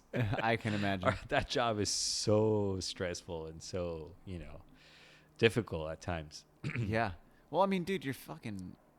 You're messing with their livelihood, with their way of making money. Well, and people always say, like, I don't know. I honestly, maybe you might feel different now, but like, I feel like at one point this term that I'd always heard was like the most expensive piece of machinery in any coffee shop is the espresso machine.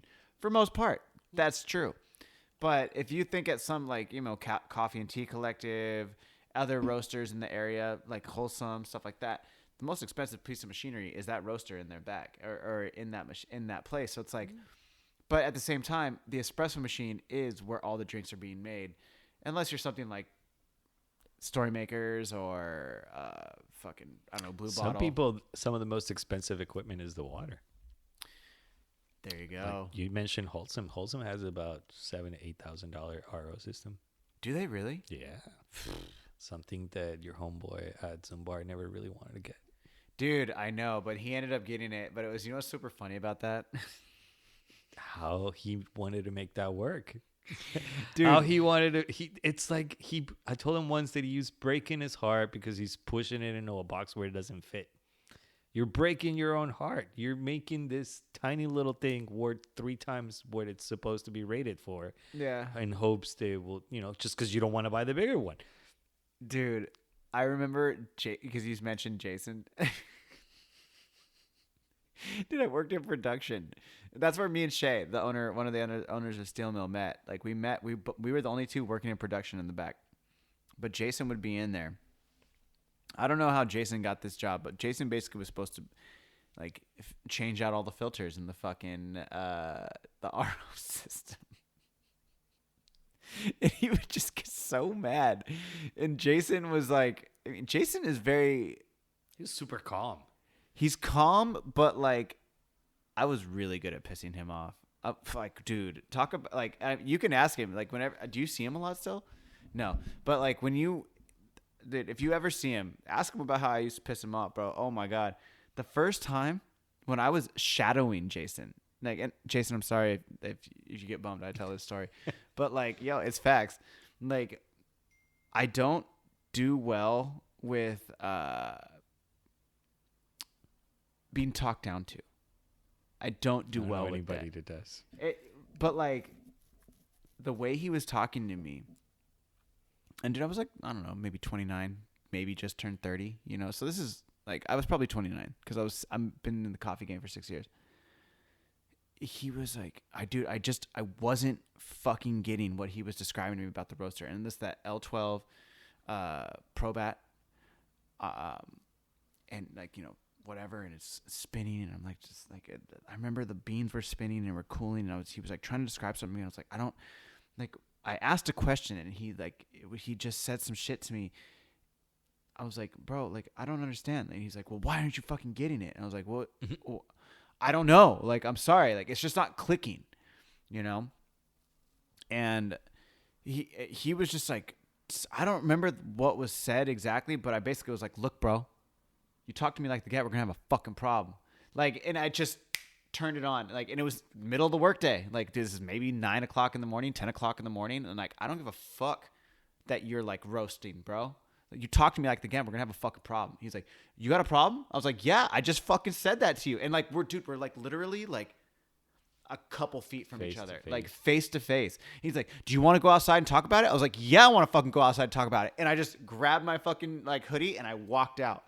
And he was like, I didn't even wait till what he said. I just went outside and I waited there.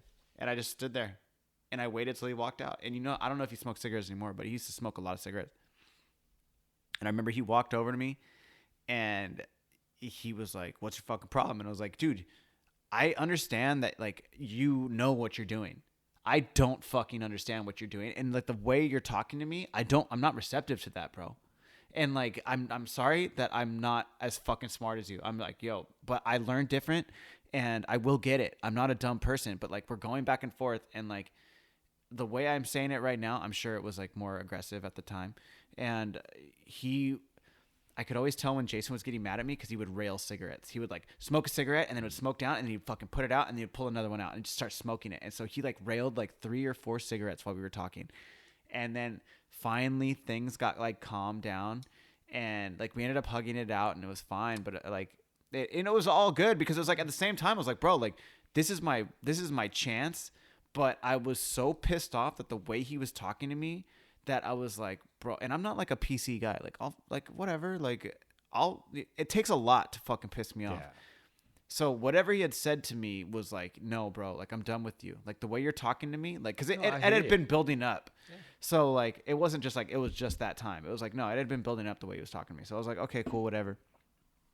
And then from that moment on, bro, like from the next 2.5 years, we never had a problem. Like we would always like, I think at the end of the conversation, it's like, bro, if you really have a problem, just fucking talk to me. Like, yeah, communicate with me, bro. That's what I'm all about, dude. You know, I'm at a point in my life where I feel like there's nothing that we couldn't just talk about it. Like, you know, dude, we could disagree, maybe, but we can still talk about it. Dude, just because we disagree doesn't mean we have to fucking hate each other. Yeah. Like, I think I don't know who I talked about this on the podcast, but it's like, I'm very open, especially now, like as that I've been older now, especially now that I've been doing the podcast for 3 years. We're like over 130 episodes in, and you know, some conversations are an hour, some conversations are an hour and 30, some conversations are 4 hours. I've learned a lot through people, and I think the one thing I could take away is like, even if we have differing views, like I can find a common ground with you. And there's no reason, like, if I feel a certain way about one subject and you feel a certain way about another subject, that we can't disagree and move on. Cool, bro. I feel like if you don't attach feelings into conversations, it's probably you're better off that way. 100%. Like, dude, we're different people, and that's also what makes us so unique and so awesome at the same time, because it's like we've been talking about coffee now for almost an hour and a half, and like in the history and your journey and all these things, and I'm sure there's things that we disagree on, but have we talked about them? No. And I've never met you, but the fact that we're spending this time talking about certain things and certain people that we know and like finding like similarities, it's like, dude, like from my perspective, it's like, no, we're homies. Like, that's dope. Like, we can always relate on these things and find common ground. It's like, I feel like that, like, especially today is so, it's just not as common anymore. People like they want to dig their feet in and be like, if you don't like this thing that I like, or you feel differently about this, or you have a different view on this, I'm not going to be your friend. Yeah, that's what's so crazy. You know what I'm saying? Like, because that doesn't define who you are. No, bro. Yeah. Like, I mean, I used to be young and stupid, right? And I mean, not that I'm not anymore, but I used to like be very judgmental, you know, and I used to definitely be judgmental about either music taste or who you hang out with. And it just, you know, you just waste your time. It just gets to, I mean, you come to realize that it's a waste of time. And if you just accept people for who they are, you'll just have a better time overall, dude. Well, dude, that's, I think on like in some level, like, you know, again, being young and stupid, like I definitely was like young and judgmental for certain things, but like being a skateboarder most of my life, I mean, some of my best friends was so funny, like, and it's very relatable to coffee as well. It's a little bit more, I guess, pronounced in coffee, I guess it would be. Like, I mean, I guess it's pronounced in skateboarding too, but for me, like, one of my best friends that I'll always remember, still one of my good homies, his name's Romeo. Shout out to Romeo.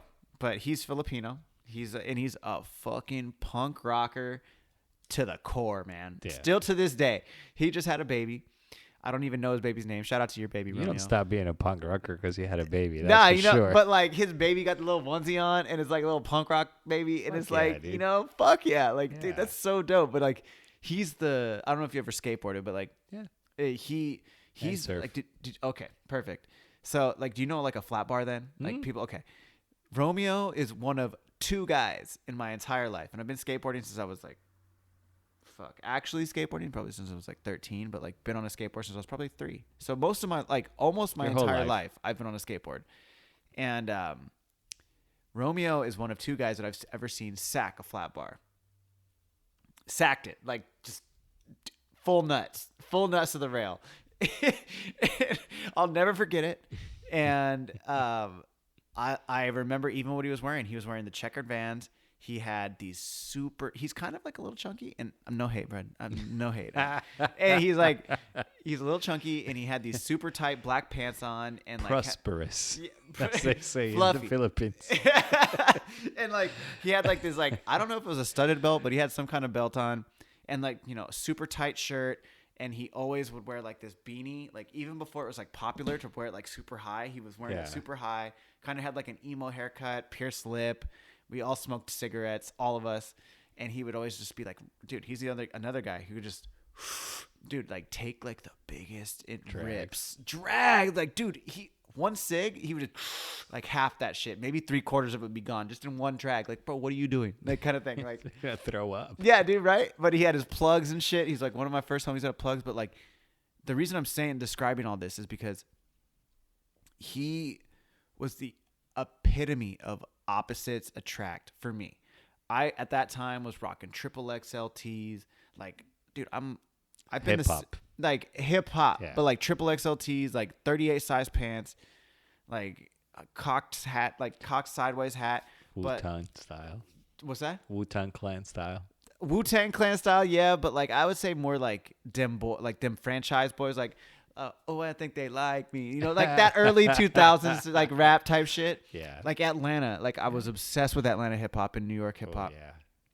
So yeah, Wu-Tang, like, Outkast, but more like more like Ludacris. Ludacris was fun. Yeah, like, you know, like just that super baggy shit. Like even my wife beaters were like double XL, like just stupid.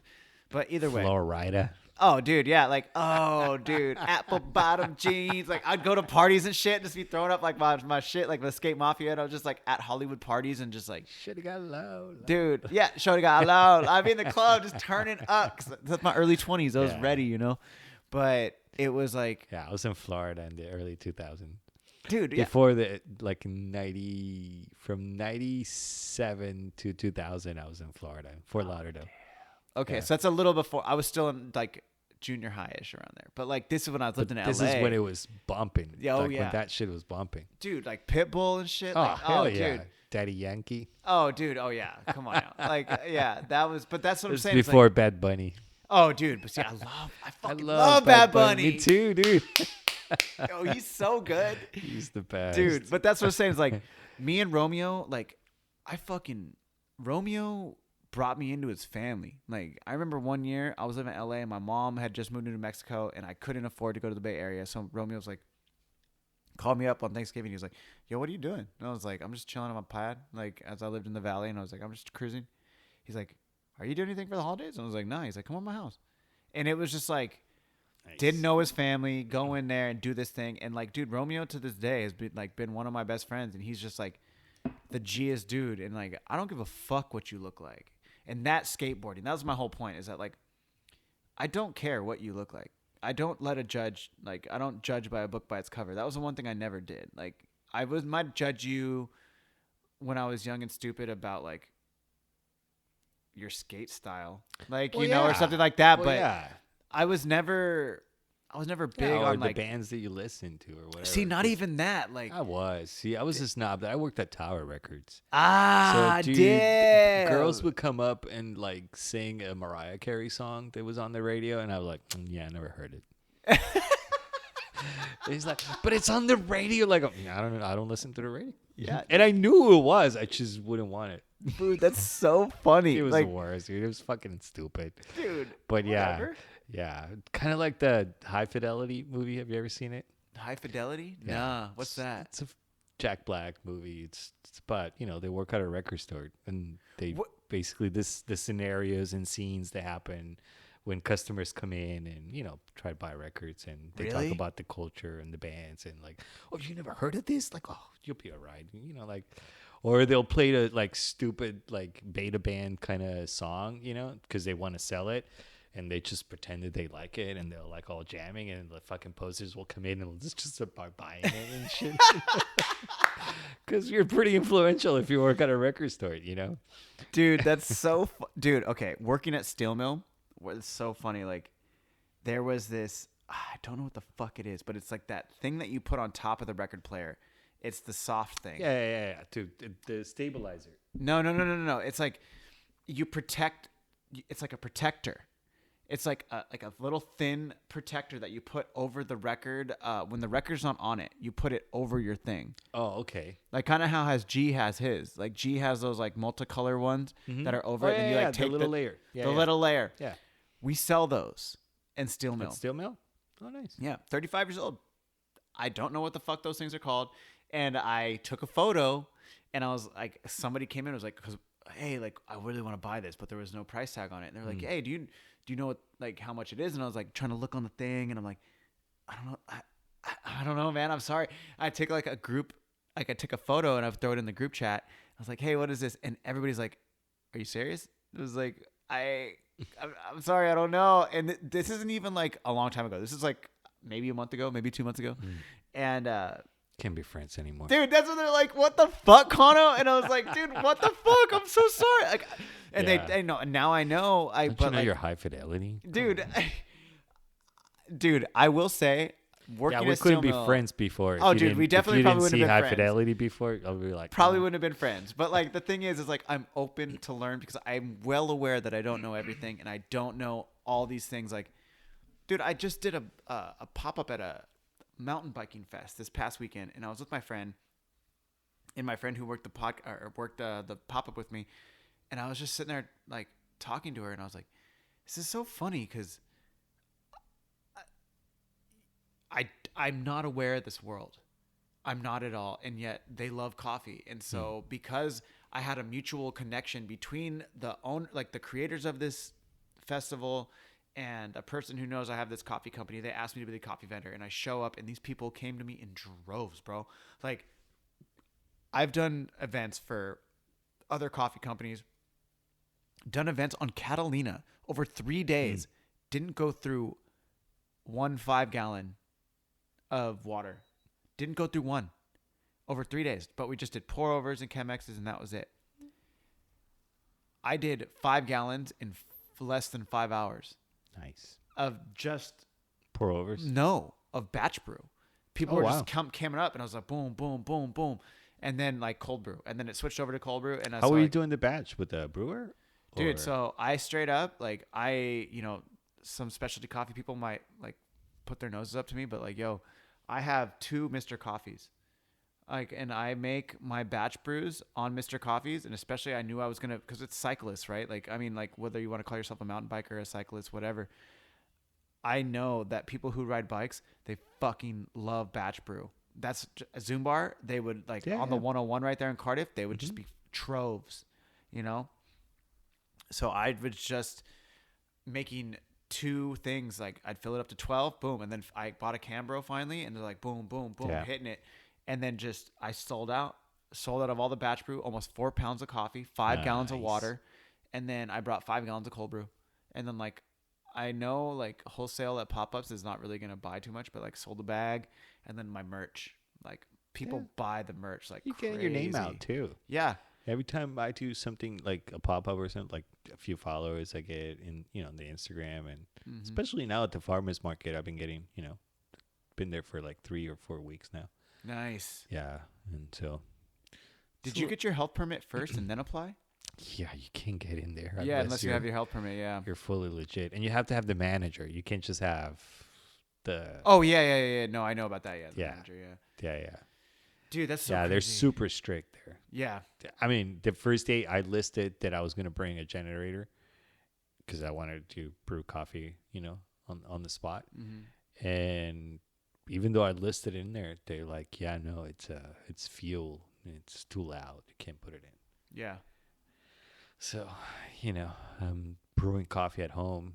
Yeah, and then with my Mocha Master, and I put it on, not Camaros, but I put it on the Curtis AirPods. Yep. Those just stay. I warm them up before, and so those just stay hot longer than the Cambro. Yeah, than the Cambro, and I'll just bring like 3 of those and the same 5 gallon of cold brew in my bags and merch, and that's it. Dope. Yeah, I'm thinking about getting into the farmers markets, but it's like I have so much other shit going on. It's like, dude, but I love Caffeine and Green to like. I believe in my own product, so like I have my following and stuff, but it's like I'm also a firm believer in like you get your 100, you can survive off 100 customers, like your 100 loyal customers that like the people who are gonna buy from you all the time. So it's like. I believe that. I have so many, dude. It's crazy. I have more people buying 5-pound bags from me than anything else. Like, they're like, dude, can I just get a 5-pound bag? It's like, yeah, 100%. Like, I don't even have 5-pound bags. I should get on that, dude. It's the move. It's totally the move. My 5-pound bags, like on my website, you'll see it. Like, not to plug it or anything. It's just, but if you go on the website, like I have 12 ounce, 5-pound. That's it. I don't do 2-pound. I don't do none of that. It's just 5-pound. Yeah, all I do is 12 ounce. Dude, once I start, like, I'm not even kidding you. I would say like 75% of my customer base is 5-pound bags. They just buy it. Even one of my fighters, he like, so funny. It was like, I thought my fighter was like maybe mid-20s, late 20s. And I met it like when we were talking the other day, we did a photo shoot. He was like, yeah, I'm 22. I was like, fuck, you're a baby. Like, goddamn. And then like, we had a fight. We had a PKB fight, which is like Muay Thai fights. Mm-hmm. And my entire team was there, including myself. And so we all ended up winning our fights. And my homie David, shout out David Grostic, he brought his mom. He's like, dude, this is my mom. And I like met his mom, and she's like, thank you so much for sponsoring me, my son. And like, she's like, I love your coffee. And I was just like, that's awesome. It was super dope, right? And then he like looked at me, he's like, dude, we're going through the coffee so much. Could I get a 5-pound bag from you? I was like, dude, fuck yeah, you get a 5-pound bag from me. Because like they're my fighters, so it's like I give him the bag, but it's just like. I just fucking, it's so dope to know that like people are consuming at such a rate that they're just like, just give me a 5-pound bag. It's like, Yeah, I love when you get a good response, right? There's nothing better than that when you let someone taste your stuff and they love it, or when they just call you back or they send you a message like, "Oh, I love your stuff." That's basically sometimes all the fuel you need to just keep on going. yeah, dude. I mean, Yeah. I had a conversation with my homie Riley the other day, and he's like, sometimes I feel, he's like, I'm sure you feel like you want to throw in the towel and do whatever, but it's like, yeah, sometimes, yeah. Like, you know, definitely, especially now that I don't have a cafe or anything like that, and I'm waiting on the truck and stuff like that. Like, Why the truck instead of the brick and mortar, if you don't mind me asking? I don't want the overhead. Like, I don't want to pay rent every month. That's gonna, I mean, like, yeah, I'll probably have to pay rent on like You have to getting pay the truck. for the Well, yeah, the truck will pay itself off within. no, like, but don't you the commissary. the commissary? The commissary is like a rent for sure. That's $1,000 at least. Yeah, maybe, but it's less than a brick and mortar, number one. And then number two, I won't have to pay for electricity. I won't have to pay for this or pay for that. And to be honest, like, I don't really want the brick and mortar. Like, maybe. I looked day. into it before, and it was almost like 70 grand Oh, yeah, no. It's to start a truck. Oh, So- 100%. But so it's there's really not that much of a difference. Yeah. I mean, I think there's a big difference, though. Like, that. Like, No, as to far as the start- cost. Yeah, as the far as cost to the- start it, it's yeah. probably going to be like 150K. But to do like a coffee shop, because that's what mine's going to be. It's going to be roughly like with the cost of it, it's like like brand new out the door, like my van, and then getting it souped up. It's like 100 and, I don't know, say like 150 out the door. But that's because I'm doing it top notch. And that's like with the La Marzocco, all that stuff. But when you start have you gotten any of this stuff yet, or the you're La still looking? Marzocco? No, there's no reason to get it right now, just because the fact that like I can't even get the truck until May. So once I get it in May, I had talked to Shad already. A shout out to Shad, he's the homie.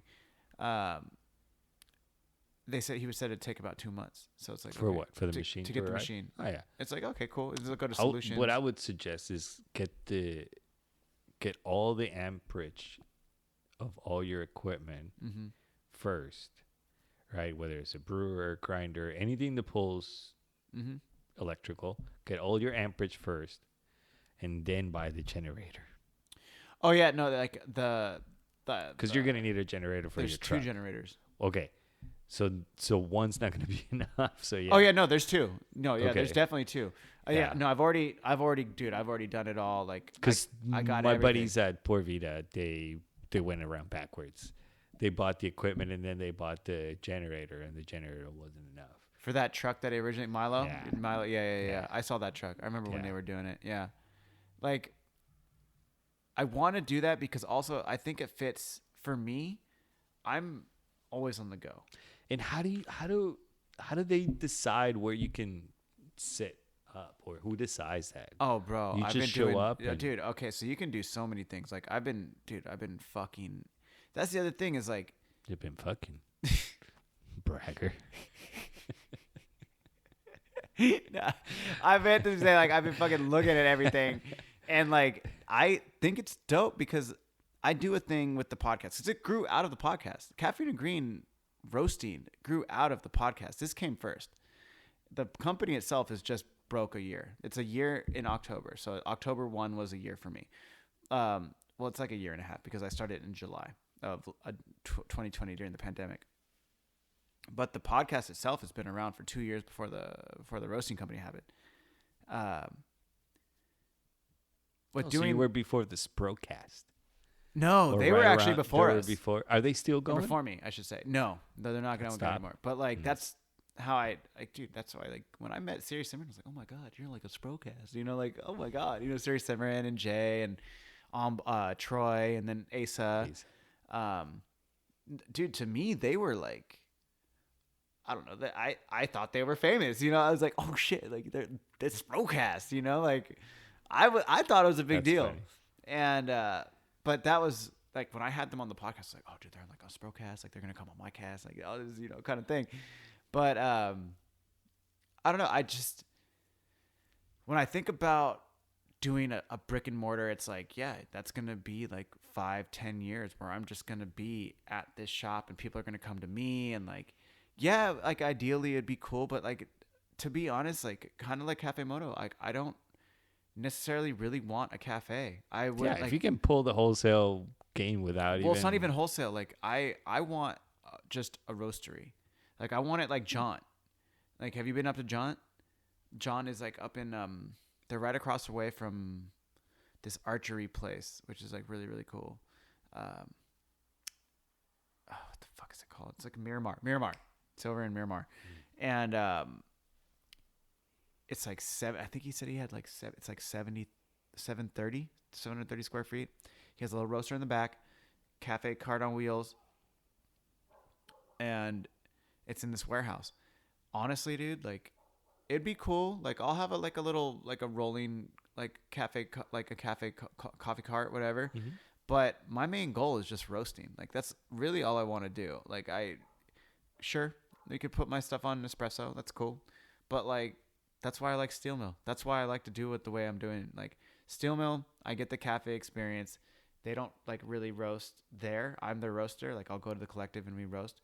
But the end goal is to just get a warehouse, put my roaster in there, Caffeine and Green and steel mill, and all my private labels that I do will be out of there. And then like a cold brew facility, and then maybe just like one little coffee cart, and then boom, then that's it. Like dude, and the way I see it too is like I'm so hip hop, bro. Like I want it to kind of look like hood. Like I want to put a big ass mural of Nipsey in there. I want to put a big ass mural of Biggie, and just Caffeine and Green. You know, like I don't smoke anymore, but like doesn't mean that that's not how my life has been, right. You know, and like I would love to put like a mural of Biggie smoking a fat ass blunt, and then like Nipsey just with the hustle and Little Kim. Fucking Little Kim. No, just you know, the rappers that influence me and have that aspect to it. So it's like, yeah, you can come in and you can like Yelp me all you want. I don't give a fuck. Like I want to make this me. Yeah. And I'm not about like making this cafe that's going to be this big ass thing. Like Black Rifle literally doesn't even have a cafe. Black Rifle is like literally but they got just the right wholesale. plugs, right? They got the right, but like not really. Like you know what's funny about Black Rifle is that I listen to that dude's podcast with Joe Rogan. Yeah, but that's all he needs, right? All you need is Joe Rogan to say he likes it, or Brendan Schaub, or any of the other guys. But see, no, it's like, but beforehand, but like Joe Rogan wasn't like during those first couple of years. Like when I listened to his podcast recently, he was talking about like how he started it and how many years in debt he was and the shit that he was pulling. Like his wife didn't even know, like, and like just kind of crazy shit. And like because it has a cost, right? Exactly. Like, that's why. I mean, and they're not for profit. They're for helping. Well, he was about helping the people from like Afghanistan and Iraq and all these other things and giving them jobs and like doing these things. He's like, I'm gonna make it work. But he literally went like, they got into grocery and that's all they did. They went and spent the money on the bags and like they get all the things for that and the PFRs and like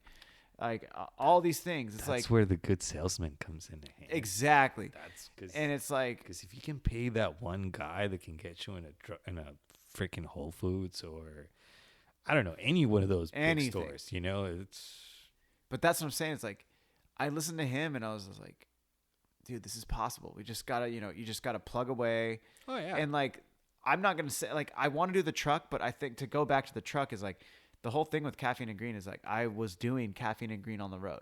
That was my thing. Is I would go up to like this is very mobile. Like I could just as long as I can get a location, I can get like be like, hey, I'm gonna bring up my podcast here. Can I have you on the podcast? Like, oh, I'm not gonna come down to San Diego. Okay, I'll come to you. Can we do it somewhere where we can be quiet for a couple hours and we could be good? Yeah, I got you. All right, dope. I'll come to you. And so I think to me, not really wanting to do a cafe and then doing like a mobile food truck, like essentially it's what it is. It's a mobile food truck that fits my brand 100%. And it's like, yo, let's pull up. There's so many things you can do in San Diego. I've already checked all the rules. I've checked all the laws. A coffee truck is literally no different than a food truck. You could pull up in certain areas during certain times.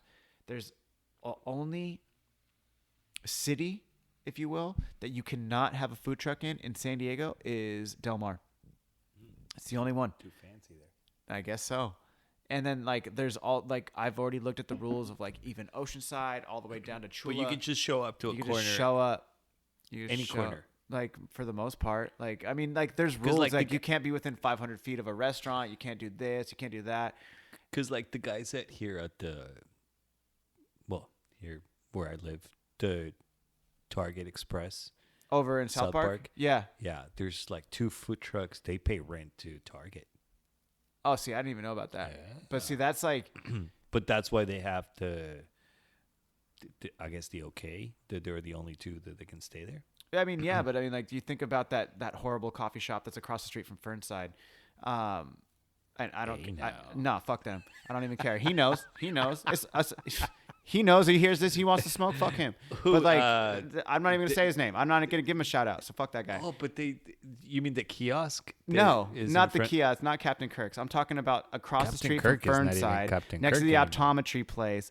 That guy who I used to roast for. Oh, yeah, that guy. I didn't So- know you're not in. good Oh, terms. dude. Oh, no. Me and him. No, he doesn't like me. I don't like him, and that's fine. And everybody who knows about that, they know. So it's cool. And like, he has some other sketchy people. So whatever. But like, I don't care. Yeah, they got shitty freaking service. Yeah, of course they do, because I'm not there no more. But like, like the thing about it is, what I'm saying is like, he has a food truck, and they go outside of the Little Italy's Farmers Market now. Yeah. And it's like, On I know Saturdays. he knows the rules. So it's like, No, but they're vendors at the Little Italy Farmers Market. oh yeah, no, They're I know. legit vendors. Yeah. No, I definitely. They were vendors when I was there too. Because and I they had a couldn't get in pop-up there tent. because of them. Yeah, 100%.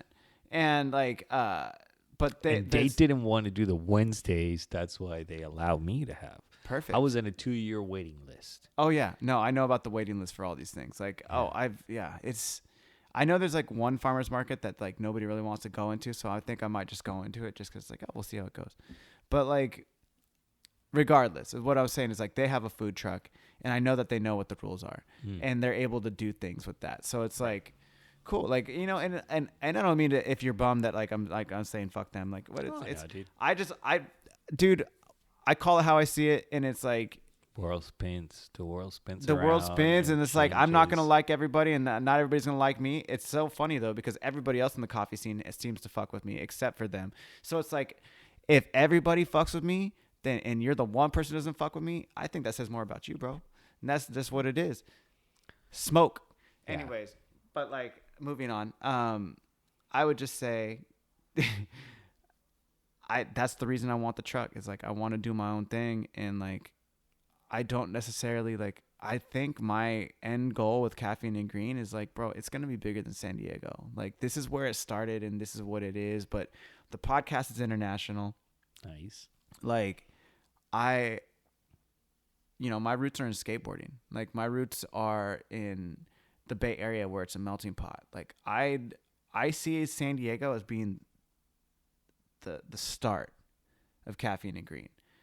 But the way skateboarding has locations, like there's certain shops like Brooklyn Projects, Supreme, like big, like kind of higher end skate shops that will have, like even Huff, when Huff was like at the pinnacle, they were having shops in like, they'd have a shop in LA, a shop in New York, a shop in Japan. Like, I think where my head's at is like, I will have a brick and mortar. I don't necessarily think I'll have a brick and mortar in San Diego. Like, I'll have a roastery in San Diego. I'll have the truck. I'll have a roastery. Boom. Then we're done. And then maybe put one up in the Bay. Well, your roastery could be the what's that called? The flagship. What they require you to have, the commissary. You can use the roastery. Oh, as a yeah. commissary. Oh, well, that essentially is what's going to, Yeah. like, the truck's going to come first, and the roastery will probably 'Cause end I'm up sure funding the roastery. Seven Seas uses their own location as a commissary, right? I have no idea. I mean, like, Probably. you know, I know about them and their inner workings, and I'm just like, I don't even want to get into them. The fact that you said their No name, I'm worries. bummed. Like, Oh. don't shout them out. Like, but like, the thing about it is like, the truck will fund the roastery, and then what I really want to do is like open up locations in like San Francisco, maybe one in New York, and then one like international, and then just like have that running on its own, and that'll be it. Like, I don't need to be a Starbucks, have like a couple locations, do a couple merch things, and I have some other things with like fighting that I really want to do. And that's what it's gonna be. Like, we're gonna be like this exclusive. Like, I want to be. Do the you know exclusive. Nicholas Sabedros. Mm-mm. He also fights in Muay Thai, I think. Who? What, here in San Diego? Yeah. He goes by Declan. His mom is Karen, and that's the lady that I was telling you that it's the pioneer of bringing. Moto. No, Elon. Elon. Elon. Organic Sorry. Coffee. Yes. Yeah. Yes. No, I So mean he's like a fighter too, and he I think he teaches like Muay Thai or something like that. what gym? I don't know. This is what I'm trying to figure it out.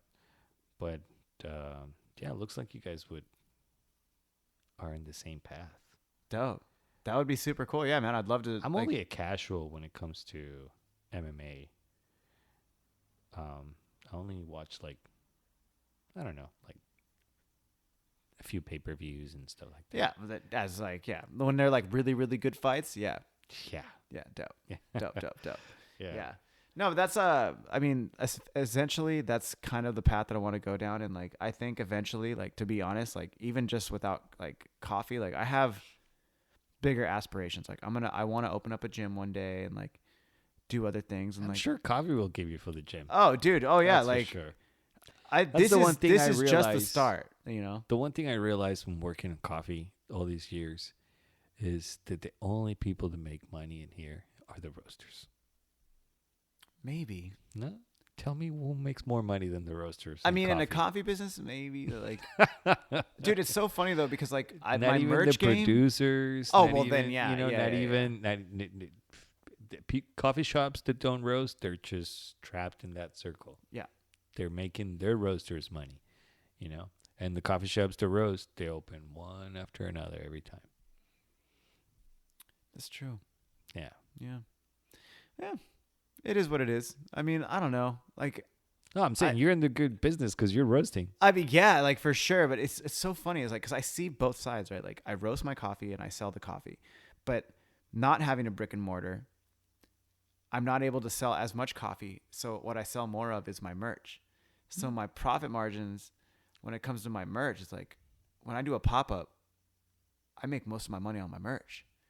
It's because it's like, okay, well, damn, you know, that's more interesting. Yeah. Like, Well, it's really who you're targeting and what you're putting out. dude, it's not even that though. That's what's crazy. It's like who I'm targeting. I want to wear cool coffee gear. Dark Horse, for example. They have some Loved of the best gear. Dark Horse's gear. Yeah. When I was getting in the specialty I coffee fucking game. hate that I love it so much. Dude, it was so good. And like, And they're so simple. Like you could just have like a little V60 thing that will turn into rain, and it's just so good. well, dude, like no, like they're beanies. They had these hot pink beanies that I loved. Yeah. I remember showing up to Zoom Bar wearing a hot pink Dark Horse beanie, and Steve was like, "Does that have a Dark Horse label on it?" I was like, "Yeah." Or the Beavis and Butthead barista shirt that they made. Yeah. Yo, Everything. so sick, The salt. dude. The salt. But I like, mean, yeah, they're so. I mean, their designer is great. Their designer is great, and super that's cool. Yeah, and You that's know where what I I'm mean? struggling. I thought I was going to do something more along the sides of social media because when I started doing all these travels, because I'm a photographer, but I'm not a videographer. And so I started taking all these videos and I have all these hours of video, but I'm not good at editing. Oh, I realized that editing is a whole other Yeah. science on its Mhm. own, an art form on its own. And part of my original idea of Flor and Seed was to go down there and document all this stuff and then make 5-6 minute bangers that will help me with the social media. But dude, I'm sitting on them and I don't know what to do with it. we could talk after this. That's Yeah. That's also what I do. Like all the stuff I do, all the digital content creation for Caffeine and that's Green. my biggest headache. Like, Like I'm dude. about to find somebody to pay somebody to do it because Just let me know because that's what I do. The editing, like I Yeah. do. Like I also do. I don't know if they listen to the podcast. I got hired by this person to do like a proposal coming up. I did an engagement party. I'm doing a wedding next year. Like, I love editing. I'm doing an edit right now for one of my fighters. Editing, like you can film all you want. Editing's where the fucking Yeah, that's the time that it takes, and that's what's crazy is like people don't think about that sometimes. Like you sell yourself. It's just I like, thought it was gonna be easy. dude, it And is it was so time consuming. Yeah, but it's I like, even and just downloaded the learning it. DaVinci, and I downloaded because my wife is a graphic designer, and we have like she has all the Adobe package, and I have all these, badass software, and it's so difficult to use. So, yeah, Dude. that's been my big. Yeah, dude. At first, when I sold, when I pitched the idea to my business partner, I'm like, dude, if we do this, like, we can do like, I'm gonna be the fucking Anthony Bourdain of coffee. Dude. There you go. There you go. I love that. Oh, You know why I like that though? Because Anthony Bourdain talks shit too. Yeah. Anthony Bourdain be like, nah, fuck them. Yeah. Be like, yeah, son. That's what I say. When I listen to him talk, sometimes he's like, nah, he son. was punk rock, dude. Dude, he's He a was fucking definitely man. punk rock. He tells you how it was. Gee, like I remember listening, dude. After I don't remember what happened, but like I just kept hearing this Anthony Bourdain shit, and this was recently. And I went back and I like listened to Joe Rogan. I was like, I wanted it because it was like, oh, Anthony Bourdain. Because they were friends. Joe Rogan said that Anthony Bourdain was on the show. He's like, it was one of his first episodes, like not one of his first, but in the early times. Before. Very beginning. Yeah. I was like, I feel like it was within the couple first 100. Hmm? And I listened to the podcast and it was very clear. But regardless of how the quality sounded compared to now, it was still so sick to hear him talk and like just to hear his He's so experiences and like, He's just such a cool cat. dude, such a legend, bro. Like Yeah. experiences on experiences and just like, and he just knew what was up and that dude knew how to party. That, you know what I'm saying? He Like, drank. He definitely drank. He could drink. dude, fucking love that guy. Yeah. Such a G. Too soon. I mean, He left us too soon. dude, we just He must have seen something, dude. Dude, I don't know, After man. everything that he saw, I don't know. He must have seen something. I don't even know if I agree with that. I think my opinion of that would be like, I think him taking his own life just goes to show you that no matter how much you do in life, no matter what you've experienced, no matter where you've gone, no matter how much life you've lived, at the end of the day, you're still human and you're affected by the smallest things. You know what I mean? That's what I took away from it. It's like, dude, at the end of the day, like, all this shit is a facade. Like, this shit is just like, at the end of the day, you strip it away. It's temporary. You strip it away. You're just a human, bro. Like, and you have feelings and you have heartbreak and you have hurt. And sometimes people can get past it. And sometimes people, like, you know, they've been pushed down too many times. And like, you know what I mean? Like, sometimes it's the simplest thing. Like, I have one of my best friends, her dad hung himself. Oof. And the note that they found on the jacket was like, I'm sorry, but I just wanted to sleep. You know? Like, the guy had insomnia and he was just like having a hard time, a couple of weeks not sleeping and shit like that. And he was also manic depressing and, you know, bipolar and all that. But at the end, all he wanted was just to go to sleep, dude. That's what I'm saying. It's just that right there. It's like, he's just apologizing, you know. He had a pizzeria, and that's crazy, dude. Like, Saturday, the guy didn't come home. Sunday, they went looking for him at the pizzeria, and he was there hanging. Yeah, dude, it's crazy. oh, that's so heavy. Yeah. And the note, like, apologizing, I'm so sorry, but I sleep. just wanted to sleep, dude. Dude, Fuck. that's so gnarly. Like, Yeah. Well, that's why also, like, sleep prevention is one of the, like, tactics of torturing. Yeah. Dude, I don't know. Like, it's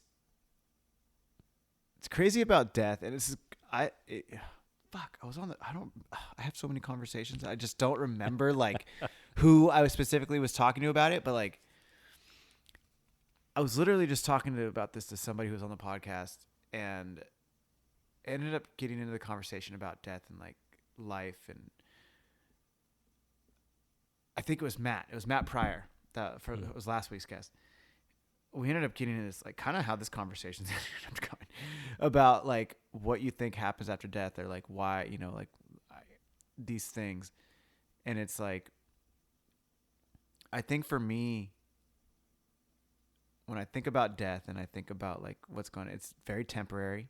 You're gonna go, and like people always say, you don't speak ill will of the dead, and like this, that, and this. And I don't know, bro. Like as I'm getting older, the more I think about it, is like, you're not getting out of this alive. Nobody's getting out of this Well, alive. yeah. We're all gonna die. But are you really? I mean, like, that's the thing. Is like, I believe in energies, and I believe that like an energy will go on. Your physical body Yeah. is gonna die. This I The don't container. believe like there's not gonna be another me, right? Like there's not gonna be another Kano, and I don't even refer to myself in the third person, but it's like for sake of conversation. But is Connor really Connor? Like I'd see that's why it's like, am I really me? Is like am more my soul, my energy. Yeah. Like this is what makes me who I am, right? Like I'm not like Who's I'm not asking? held down, right? Like by this label or whatever. But I'm also like, as I've gotten older, maybe just the life that I live, and we can even reference back in the conversation when I'm like, oh, like fuck that guy. Like, you know, I might say that with anger and stuff, but like at the same time, like in just my experiences in my life, I'm very much like I'm a loyal person, and if I break my back for you, and you shit on me, then and if I like Young Dolph, I said this to Matt last week. I was like, there's a song by Young Dolph, this rapper that I love, and the song's called "If I Ever," and it was like he literally starts the song. It was like, if I ever said fuck you, then fuck you, and if I ever said I love you for life. And then like the chorus of the song is like, if I ever said fuck you, it's fuck you for life. If I ever said love you, I love you for life. And it's like, damn, I really feel that way. And like, I don't know if I can relate to that because life spins around. Dude. that's what I'm Life saying. Like, changes. You change. You know. I You could understand offended that. me yesterday, but who knows? Nah, but You see, know? that's what I'm saying. Like, that's why, like in my life, for me, like there's only been one person that I've ever like said fuck you to, that I really did regret saying that to, because I ended up coming back to a job that I needed that job, and that person that I said fuck you to, we weren't on good terms, and I didn't get that job because I had said that to that person. So I get it. Yeah. But like, sometimes it's even more personal than that. Exactly. Because that's a job's a job. And a whatever. job is a job, but that's But your best friend, for instance, the person that you grew up with, you know, someone you love completely, you can just say fuck you and not speak to. But then 15 years down the road, you see this person. Who's to say that you're really going to hang on to that fuck you? You know? Nah, I know son. it See, happened nah, to me. no. I know it happened to me. okay. You know, my best friend. And this is when you can think, you know, you can think about destiny. I've again, growing up, I've changed my mind in several things, right? One of them, at one point, I was a cynical atheist, which, like, no, you know, life is not fair. Like, there is no God, there is no heaven, there is no hell. You're just here and that's it, right? You make the best of it. And if you're lucky enough, you were privileged enough, you went along. And if you're not, you're not, right? I was very cynical about it. And I was all about free will. Like, I knew everything that happened to me is because either I made it happen or I'm the architect of my own destiny. And I'm this. The master right? of the Like, universe. Right. Like I make my luck. I don't have bad luck. If I have bad luck, it's because I did stupid decisions along the way. So it was very adamant about cause and consequence. Mm-hmm. That was my thing. But somehow, you know, as you grow older, certain things happen in life that you just can't help to think that, what the hell? This is so much coincidence to happen. Like, something, you know, something has to be playing the courts here, or playing, because this is just too much for it to happen, right? So, like, let's just say my best friend, I stopped talking to him. We had a fight. Never opened a Facebook account. I never had a Facebook until now that I opened Flor and Seed. So I stopped talking to, so never really got in touch with him, right? 15 years went by, never spoke to him, anything. My wife gets a job designing at a restaurant where he's the district manager. She sees him and she recognizes him and everything, right? And she tells me this, and I'm like, oh, okay. Well, we don't Whatever, talk. yeah. We don't talk, whatever. They hire me to do a photography gig, the people at the restaurant, you know? And when I send in the invoice, the manager has to pay for it. He sees my name, right? Yeah. And he's like, did you hire this guy? Yeah. And they're like, yeah, no. He was like, all right. Well, and then he just like sends me he sees all that and he just sends me an email. Like, dude, what the fuck? It's been 15 years. They're like, what's Who poppin'? would have, who would, I was like, dude, you told me never talk to you ever again, never look for you. So I never did. I heard you had a kid and maybe one of these days I'll get to see him. And he's like, you're a fucking idiot. Of course, like that shit happened a long time ago. That's nothing. Shit, That's just nothing. And so whatever, dude, we're still best friends until now. Right. My point is that maybe there is something. Who knows, right? It to me is too much coincidence that I happened to find out about him again through this when I wasn't even looking for him, and so now the way that I look at it is sort of like you said, where we are energy, but I'm not so sure about my free will. I honestly don't know, because let's just say that I'm presented with option A and option B to solve a problem, right? I chose A, right? But did I really choose? Was I really in control making that decision, or that just came to me that was the best solution for that problem, right? Do I really? I mean, yes, if I want to lift this cup, I can, right? But I think it goes a little bit further than that, right? I think that the very deep answers that or the answers to adversity or simple, they're not instinct. They come from a place that you really have no control over it, right?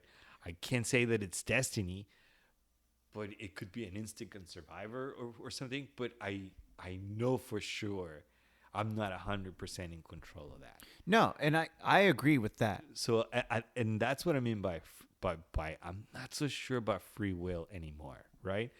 And the other one is the way that I agree with you in the sense that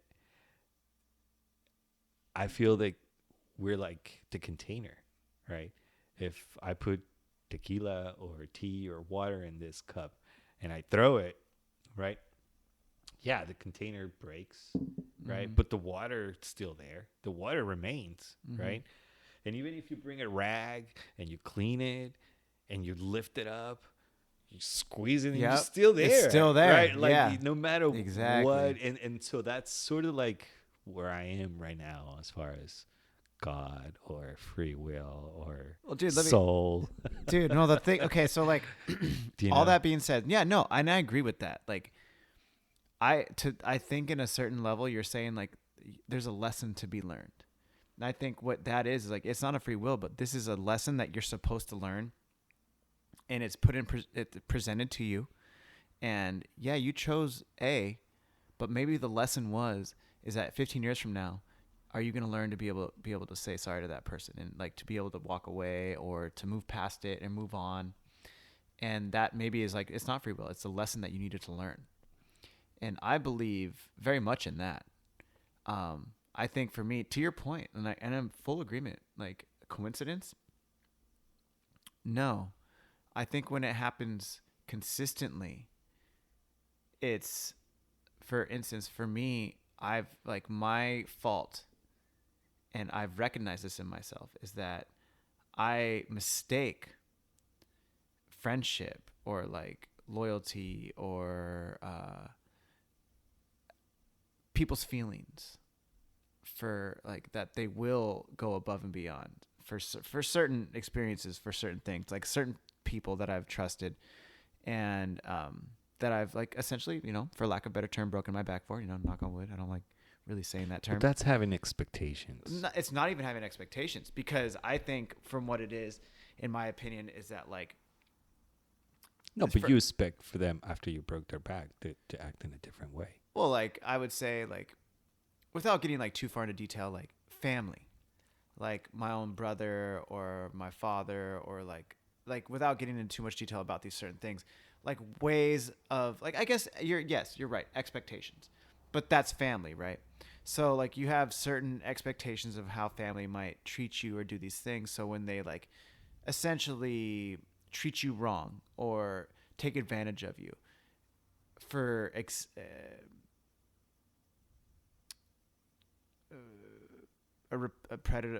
repetitive times, like or like I can't think of a better term than that right now. Oh, Um, when they do they do do you bad, wrong a do couple you times. wrong a couple Yeah. times. But It's like most family will do that to family. They will never do that to other friends, but they will do it to family. That's what's so crazy. I come from a crazy family. Yeah. No, we all do. Like I don't think. I yeah, my brother was he's an ex drug addict. I don't know if he's still drug addict. We don't talk, but he's outdone himself time after time, and it's like to the point where like he's very violent. He's a very angry person. Mm. That's why also I think I'm also very aggressive in like the way I was like if I say whatever whatever about you, bro. I don't give a fuck, kind of thing. But at the same time, there's other people that you got to be aware of the snakes in the grass. And there's people who are also chameleons, and they can they can change, and they can do these things, and they can act like they're your best friend and like come to your aid when you're at a time when you're most vulnerable and you are going through probably the darkest time in your life, and then they're going to add to it, or they're going to like try to use it to your advantage and take advantage of you. And I'm not going to say who that person is, but it's been within the last couple of years. You can do what you want, you can do the math, but like there's somebody who definitely has done that to me in the past, recent past. That is why I'm so aggressive towards him, in the sense where it's like, nah, bro, like, nah, son. You're a snake in the grass. You're a chameleon, and you might have everybody else fooled, but you're not fooling me. And you know what? Like, there's people like that you come across in your life, and I've only met two people like that. One was The unnameable. beyond. Well, I'm not gonna name them both of them who they are, but like the one who I first met was like when I was like 7 years old, and he was in my life until, fuck, I don't know, like. Technically, I guess he's still in my life because he has other connections. But like, there's another person in my life who like that came in and was there for like a couple years, and then I saw through him. And so it's like, that's what I mean is like, there's definitely been people in the past that I've like, hey, you know what? It's been some time. How are you, man? There was a homie that is going to come on the show here recently, and like we ended up when we met when we were like 19, we ended up butting heads, and we were like not that cool for a while. And then through Instagram, like, hey, like, I thought it was like me just being young and being hot-headed and stubborn and like, nah, bro, like it's good. I'm doing me, like blah, blah, blah, blah, blah. We end up talking through Instagram, and then like we end up going down similar paths, both skateboarders, both, doing Muay Thai and doing these things. And it's like, we ended up talking like just like a month ago. And it's like, hey bro, like, like we're going down the same path. Like, let's chat. Let's like actually hop on a call. And like we ended up talking, and it was like fucking dope. And now he's gonna come on the show, and I think I'm either gonna go up to LA and train with him, or he's gonna come down here, something along those lines. But that, to your point, growing, doing these things, I think I should do a better job of describing what I'm exactly talking about. There's people who take a shit on you in life, and then there's people who you can like move past and maybe like grow up a little bit.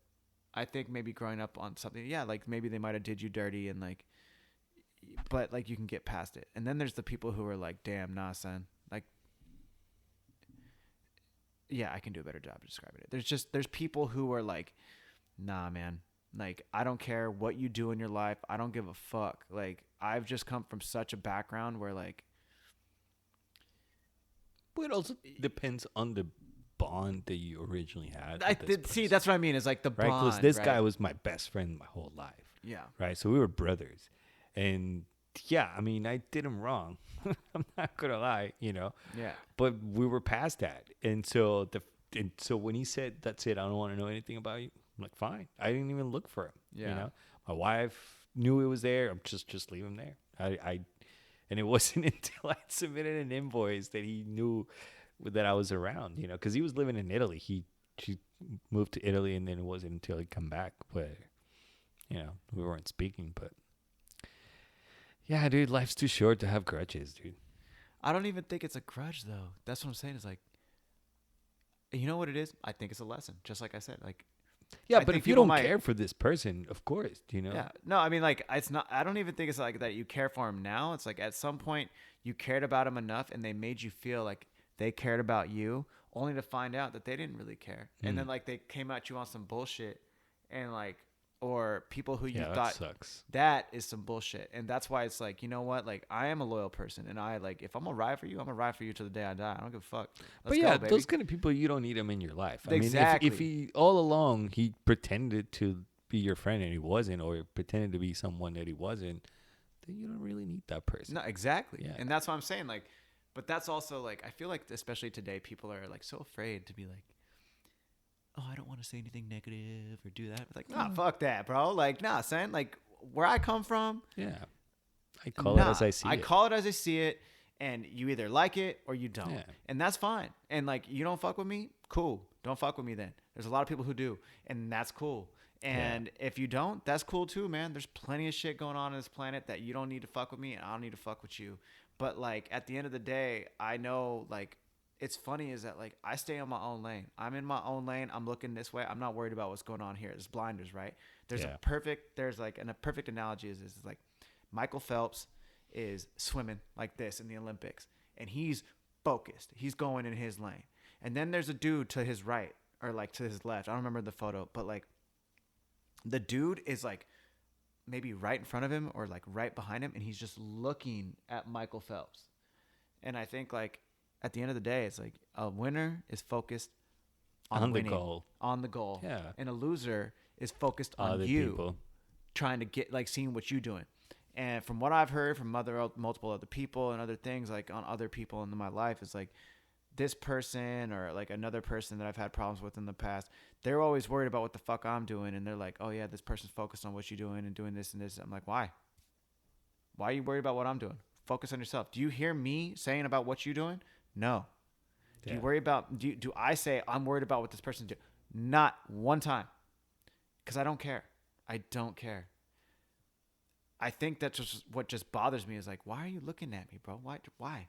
Keep him talking. Yeah, like, yo, fuck it. You know, that's what we'll do. So that's what we'll end it right there. We'll keep him talking right now. Keep him talking. You heard me say that, and that's what it is. Just keep them talking. As long like as they talk. Because they talk, and that's what it is. And like, let people talk because that's just good promotion for me. And the fact that you worried about it, like, all right, cool, whatever. Like, I ain't worried about it. I got nothing but love for pretty much everybody except for like 2 people. And that's fine. But like, I'm not going to shy away from that either. So That's right. Unapologetic. Unapologetically me, baby. Let's go. Let's keep it popping. And Jan, I will say, dude, we did almost 2.5 hours. Damn. Dude. Sorry, it got boring. No, boring. I No, this is a hope it great didn't ass bore you. conversation. Yeah. Like, no, I love it. Great. Dude, I always tell people, everybody, like, you know, once you're on the podcast, you're never gonna not be on the podcast again. Awesome. Dude, I think it was like, as of late, I've been having these unexpectedly great conversations, and I think this is another one of them. You can't just sit and talk to somebody for almost 2.5 hours and not think it was a great conversation. Great. But yeah, man, like tell people where they can find you, whether it's at the Little Italy's Farmers Market or, you know, any type of social media platform. Wednesdays in San Diego's Little Italy Farmers Market, 9:30 to 1:30, and Instagram, Facebook, Flor and Seed. FLOR and Seed. Yes. Okay. Like the flower and the seed. Yep. Flor and Seed. Yeah. Little, check us out. dude. Fuck yeah. Okay. And the website, is that a website too? Yeah. FlorandSeed.com. Okay. Perfect. Well, dude, Jan, thank you so much for coming on the podcast, sir. Thank you for inviting me on the tequila. That was great. Dude, fuck yeah. All right, my man. Peace. Later. Yes, thank you so much, Jan. That was such a great conversation, and man, I just love what he's doing. I love how he's taking care of the community down in Mexico and what he's doing for the people here in San Diego. And just all in all, like, I love that conversation. It was deep and it was meaningful, and I just appreciated that conversation. So thank you again, Jan. It was great having you on the show. And guys, per usual, I just want to say thank you to all of you guys who continue to support Caffeine and Green week in and week out, whether you're getting coffee or just listening to the podcast and spreading the word. I appreciate all of you because without you guys, I'm nothing. So guys, Thank you again, and head on over to caffeineandgreenroasting.com for all your coffee needs. You know, that Issa blend, that morning sesh, that victory lap, and the new Notorious coffee coming out this Friday. Guys, pre-order over at caffeineandgreenroasting.com, and if you need any merch, you know where to get it as well.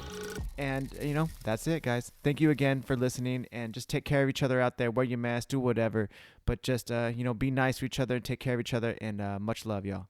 Peace!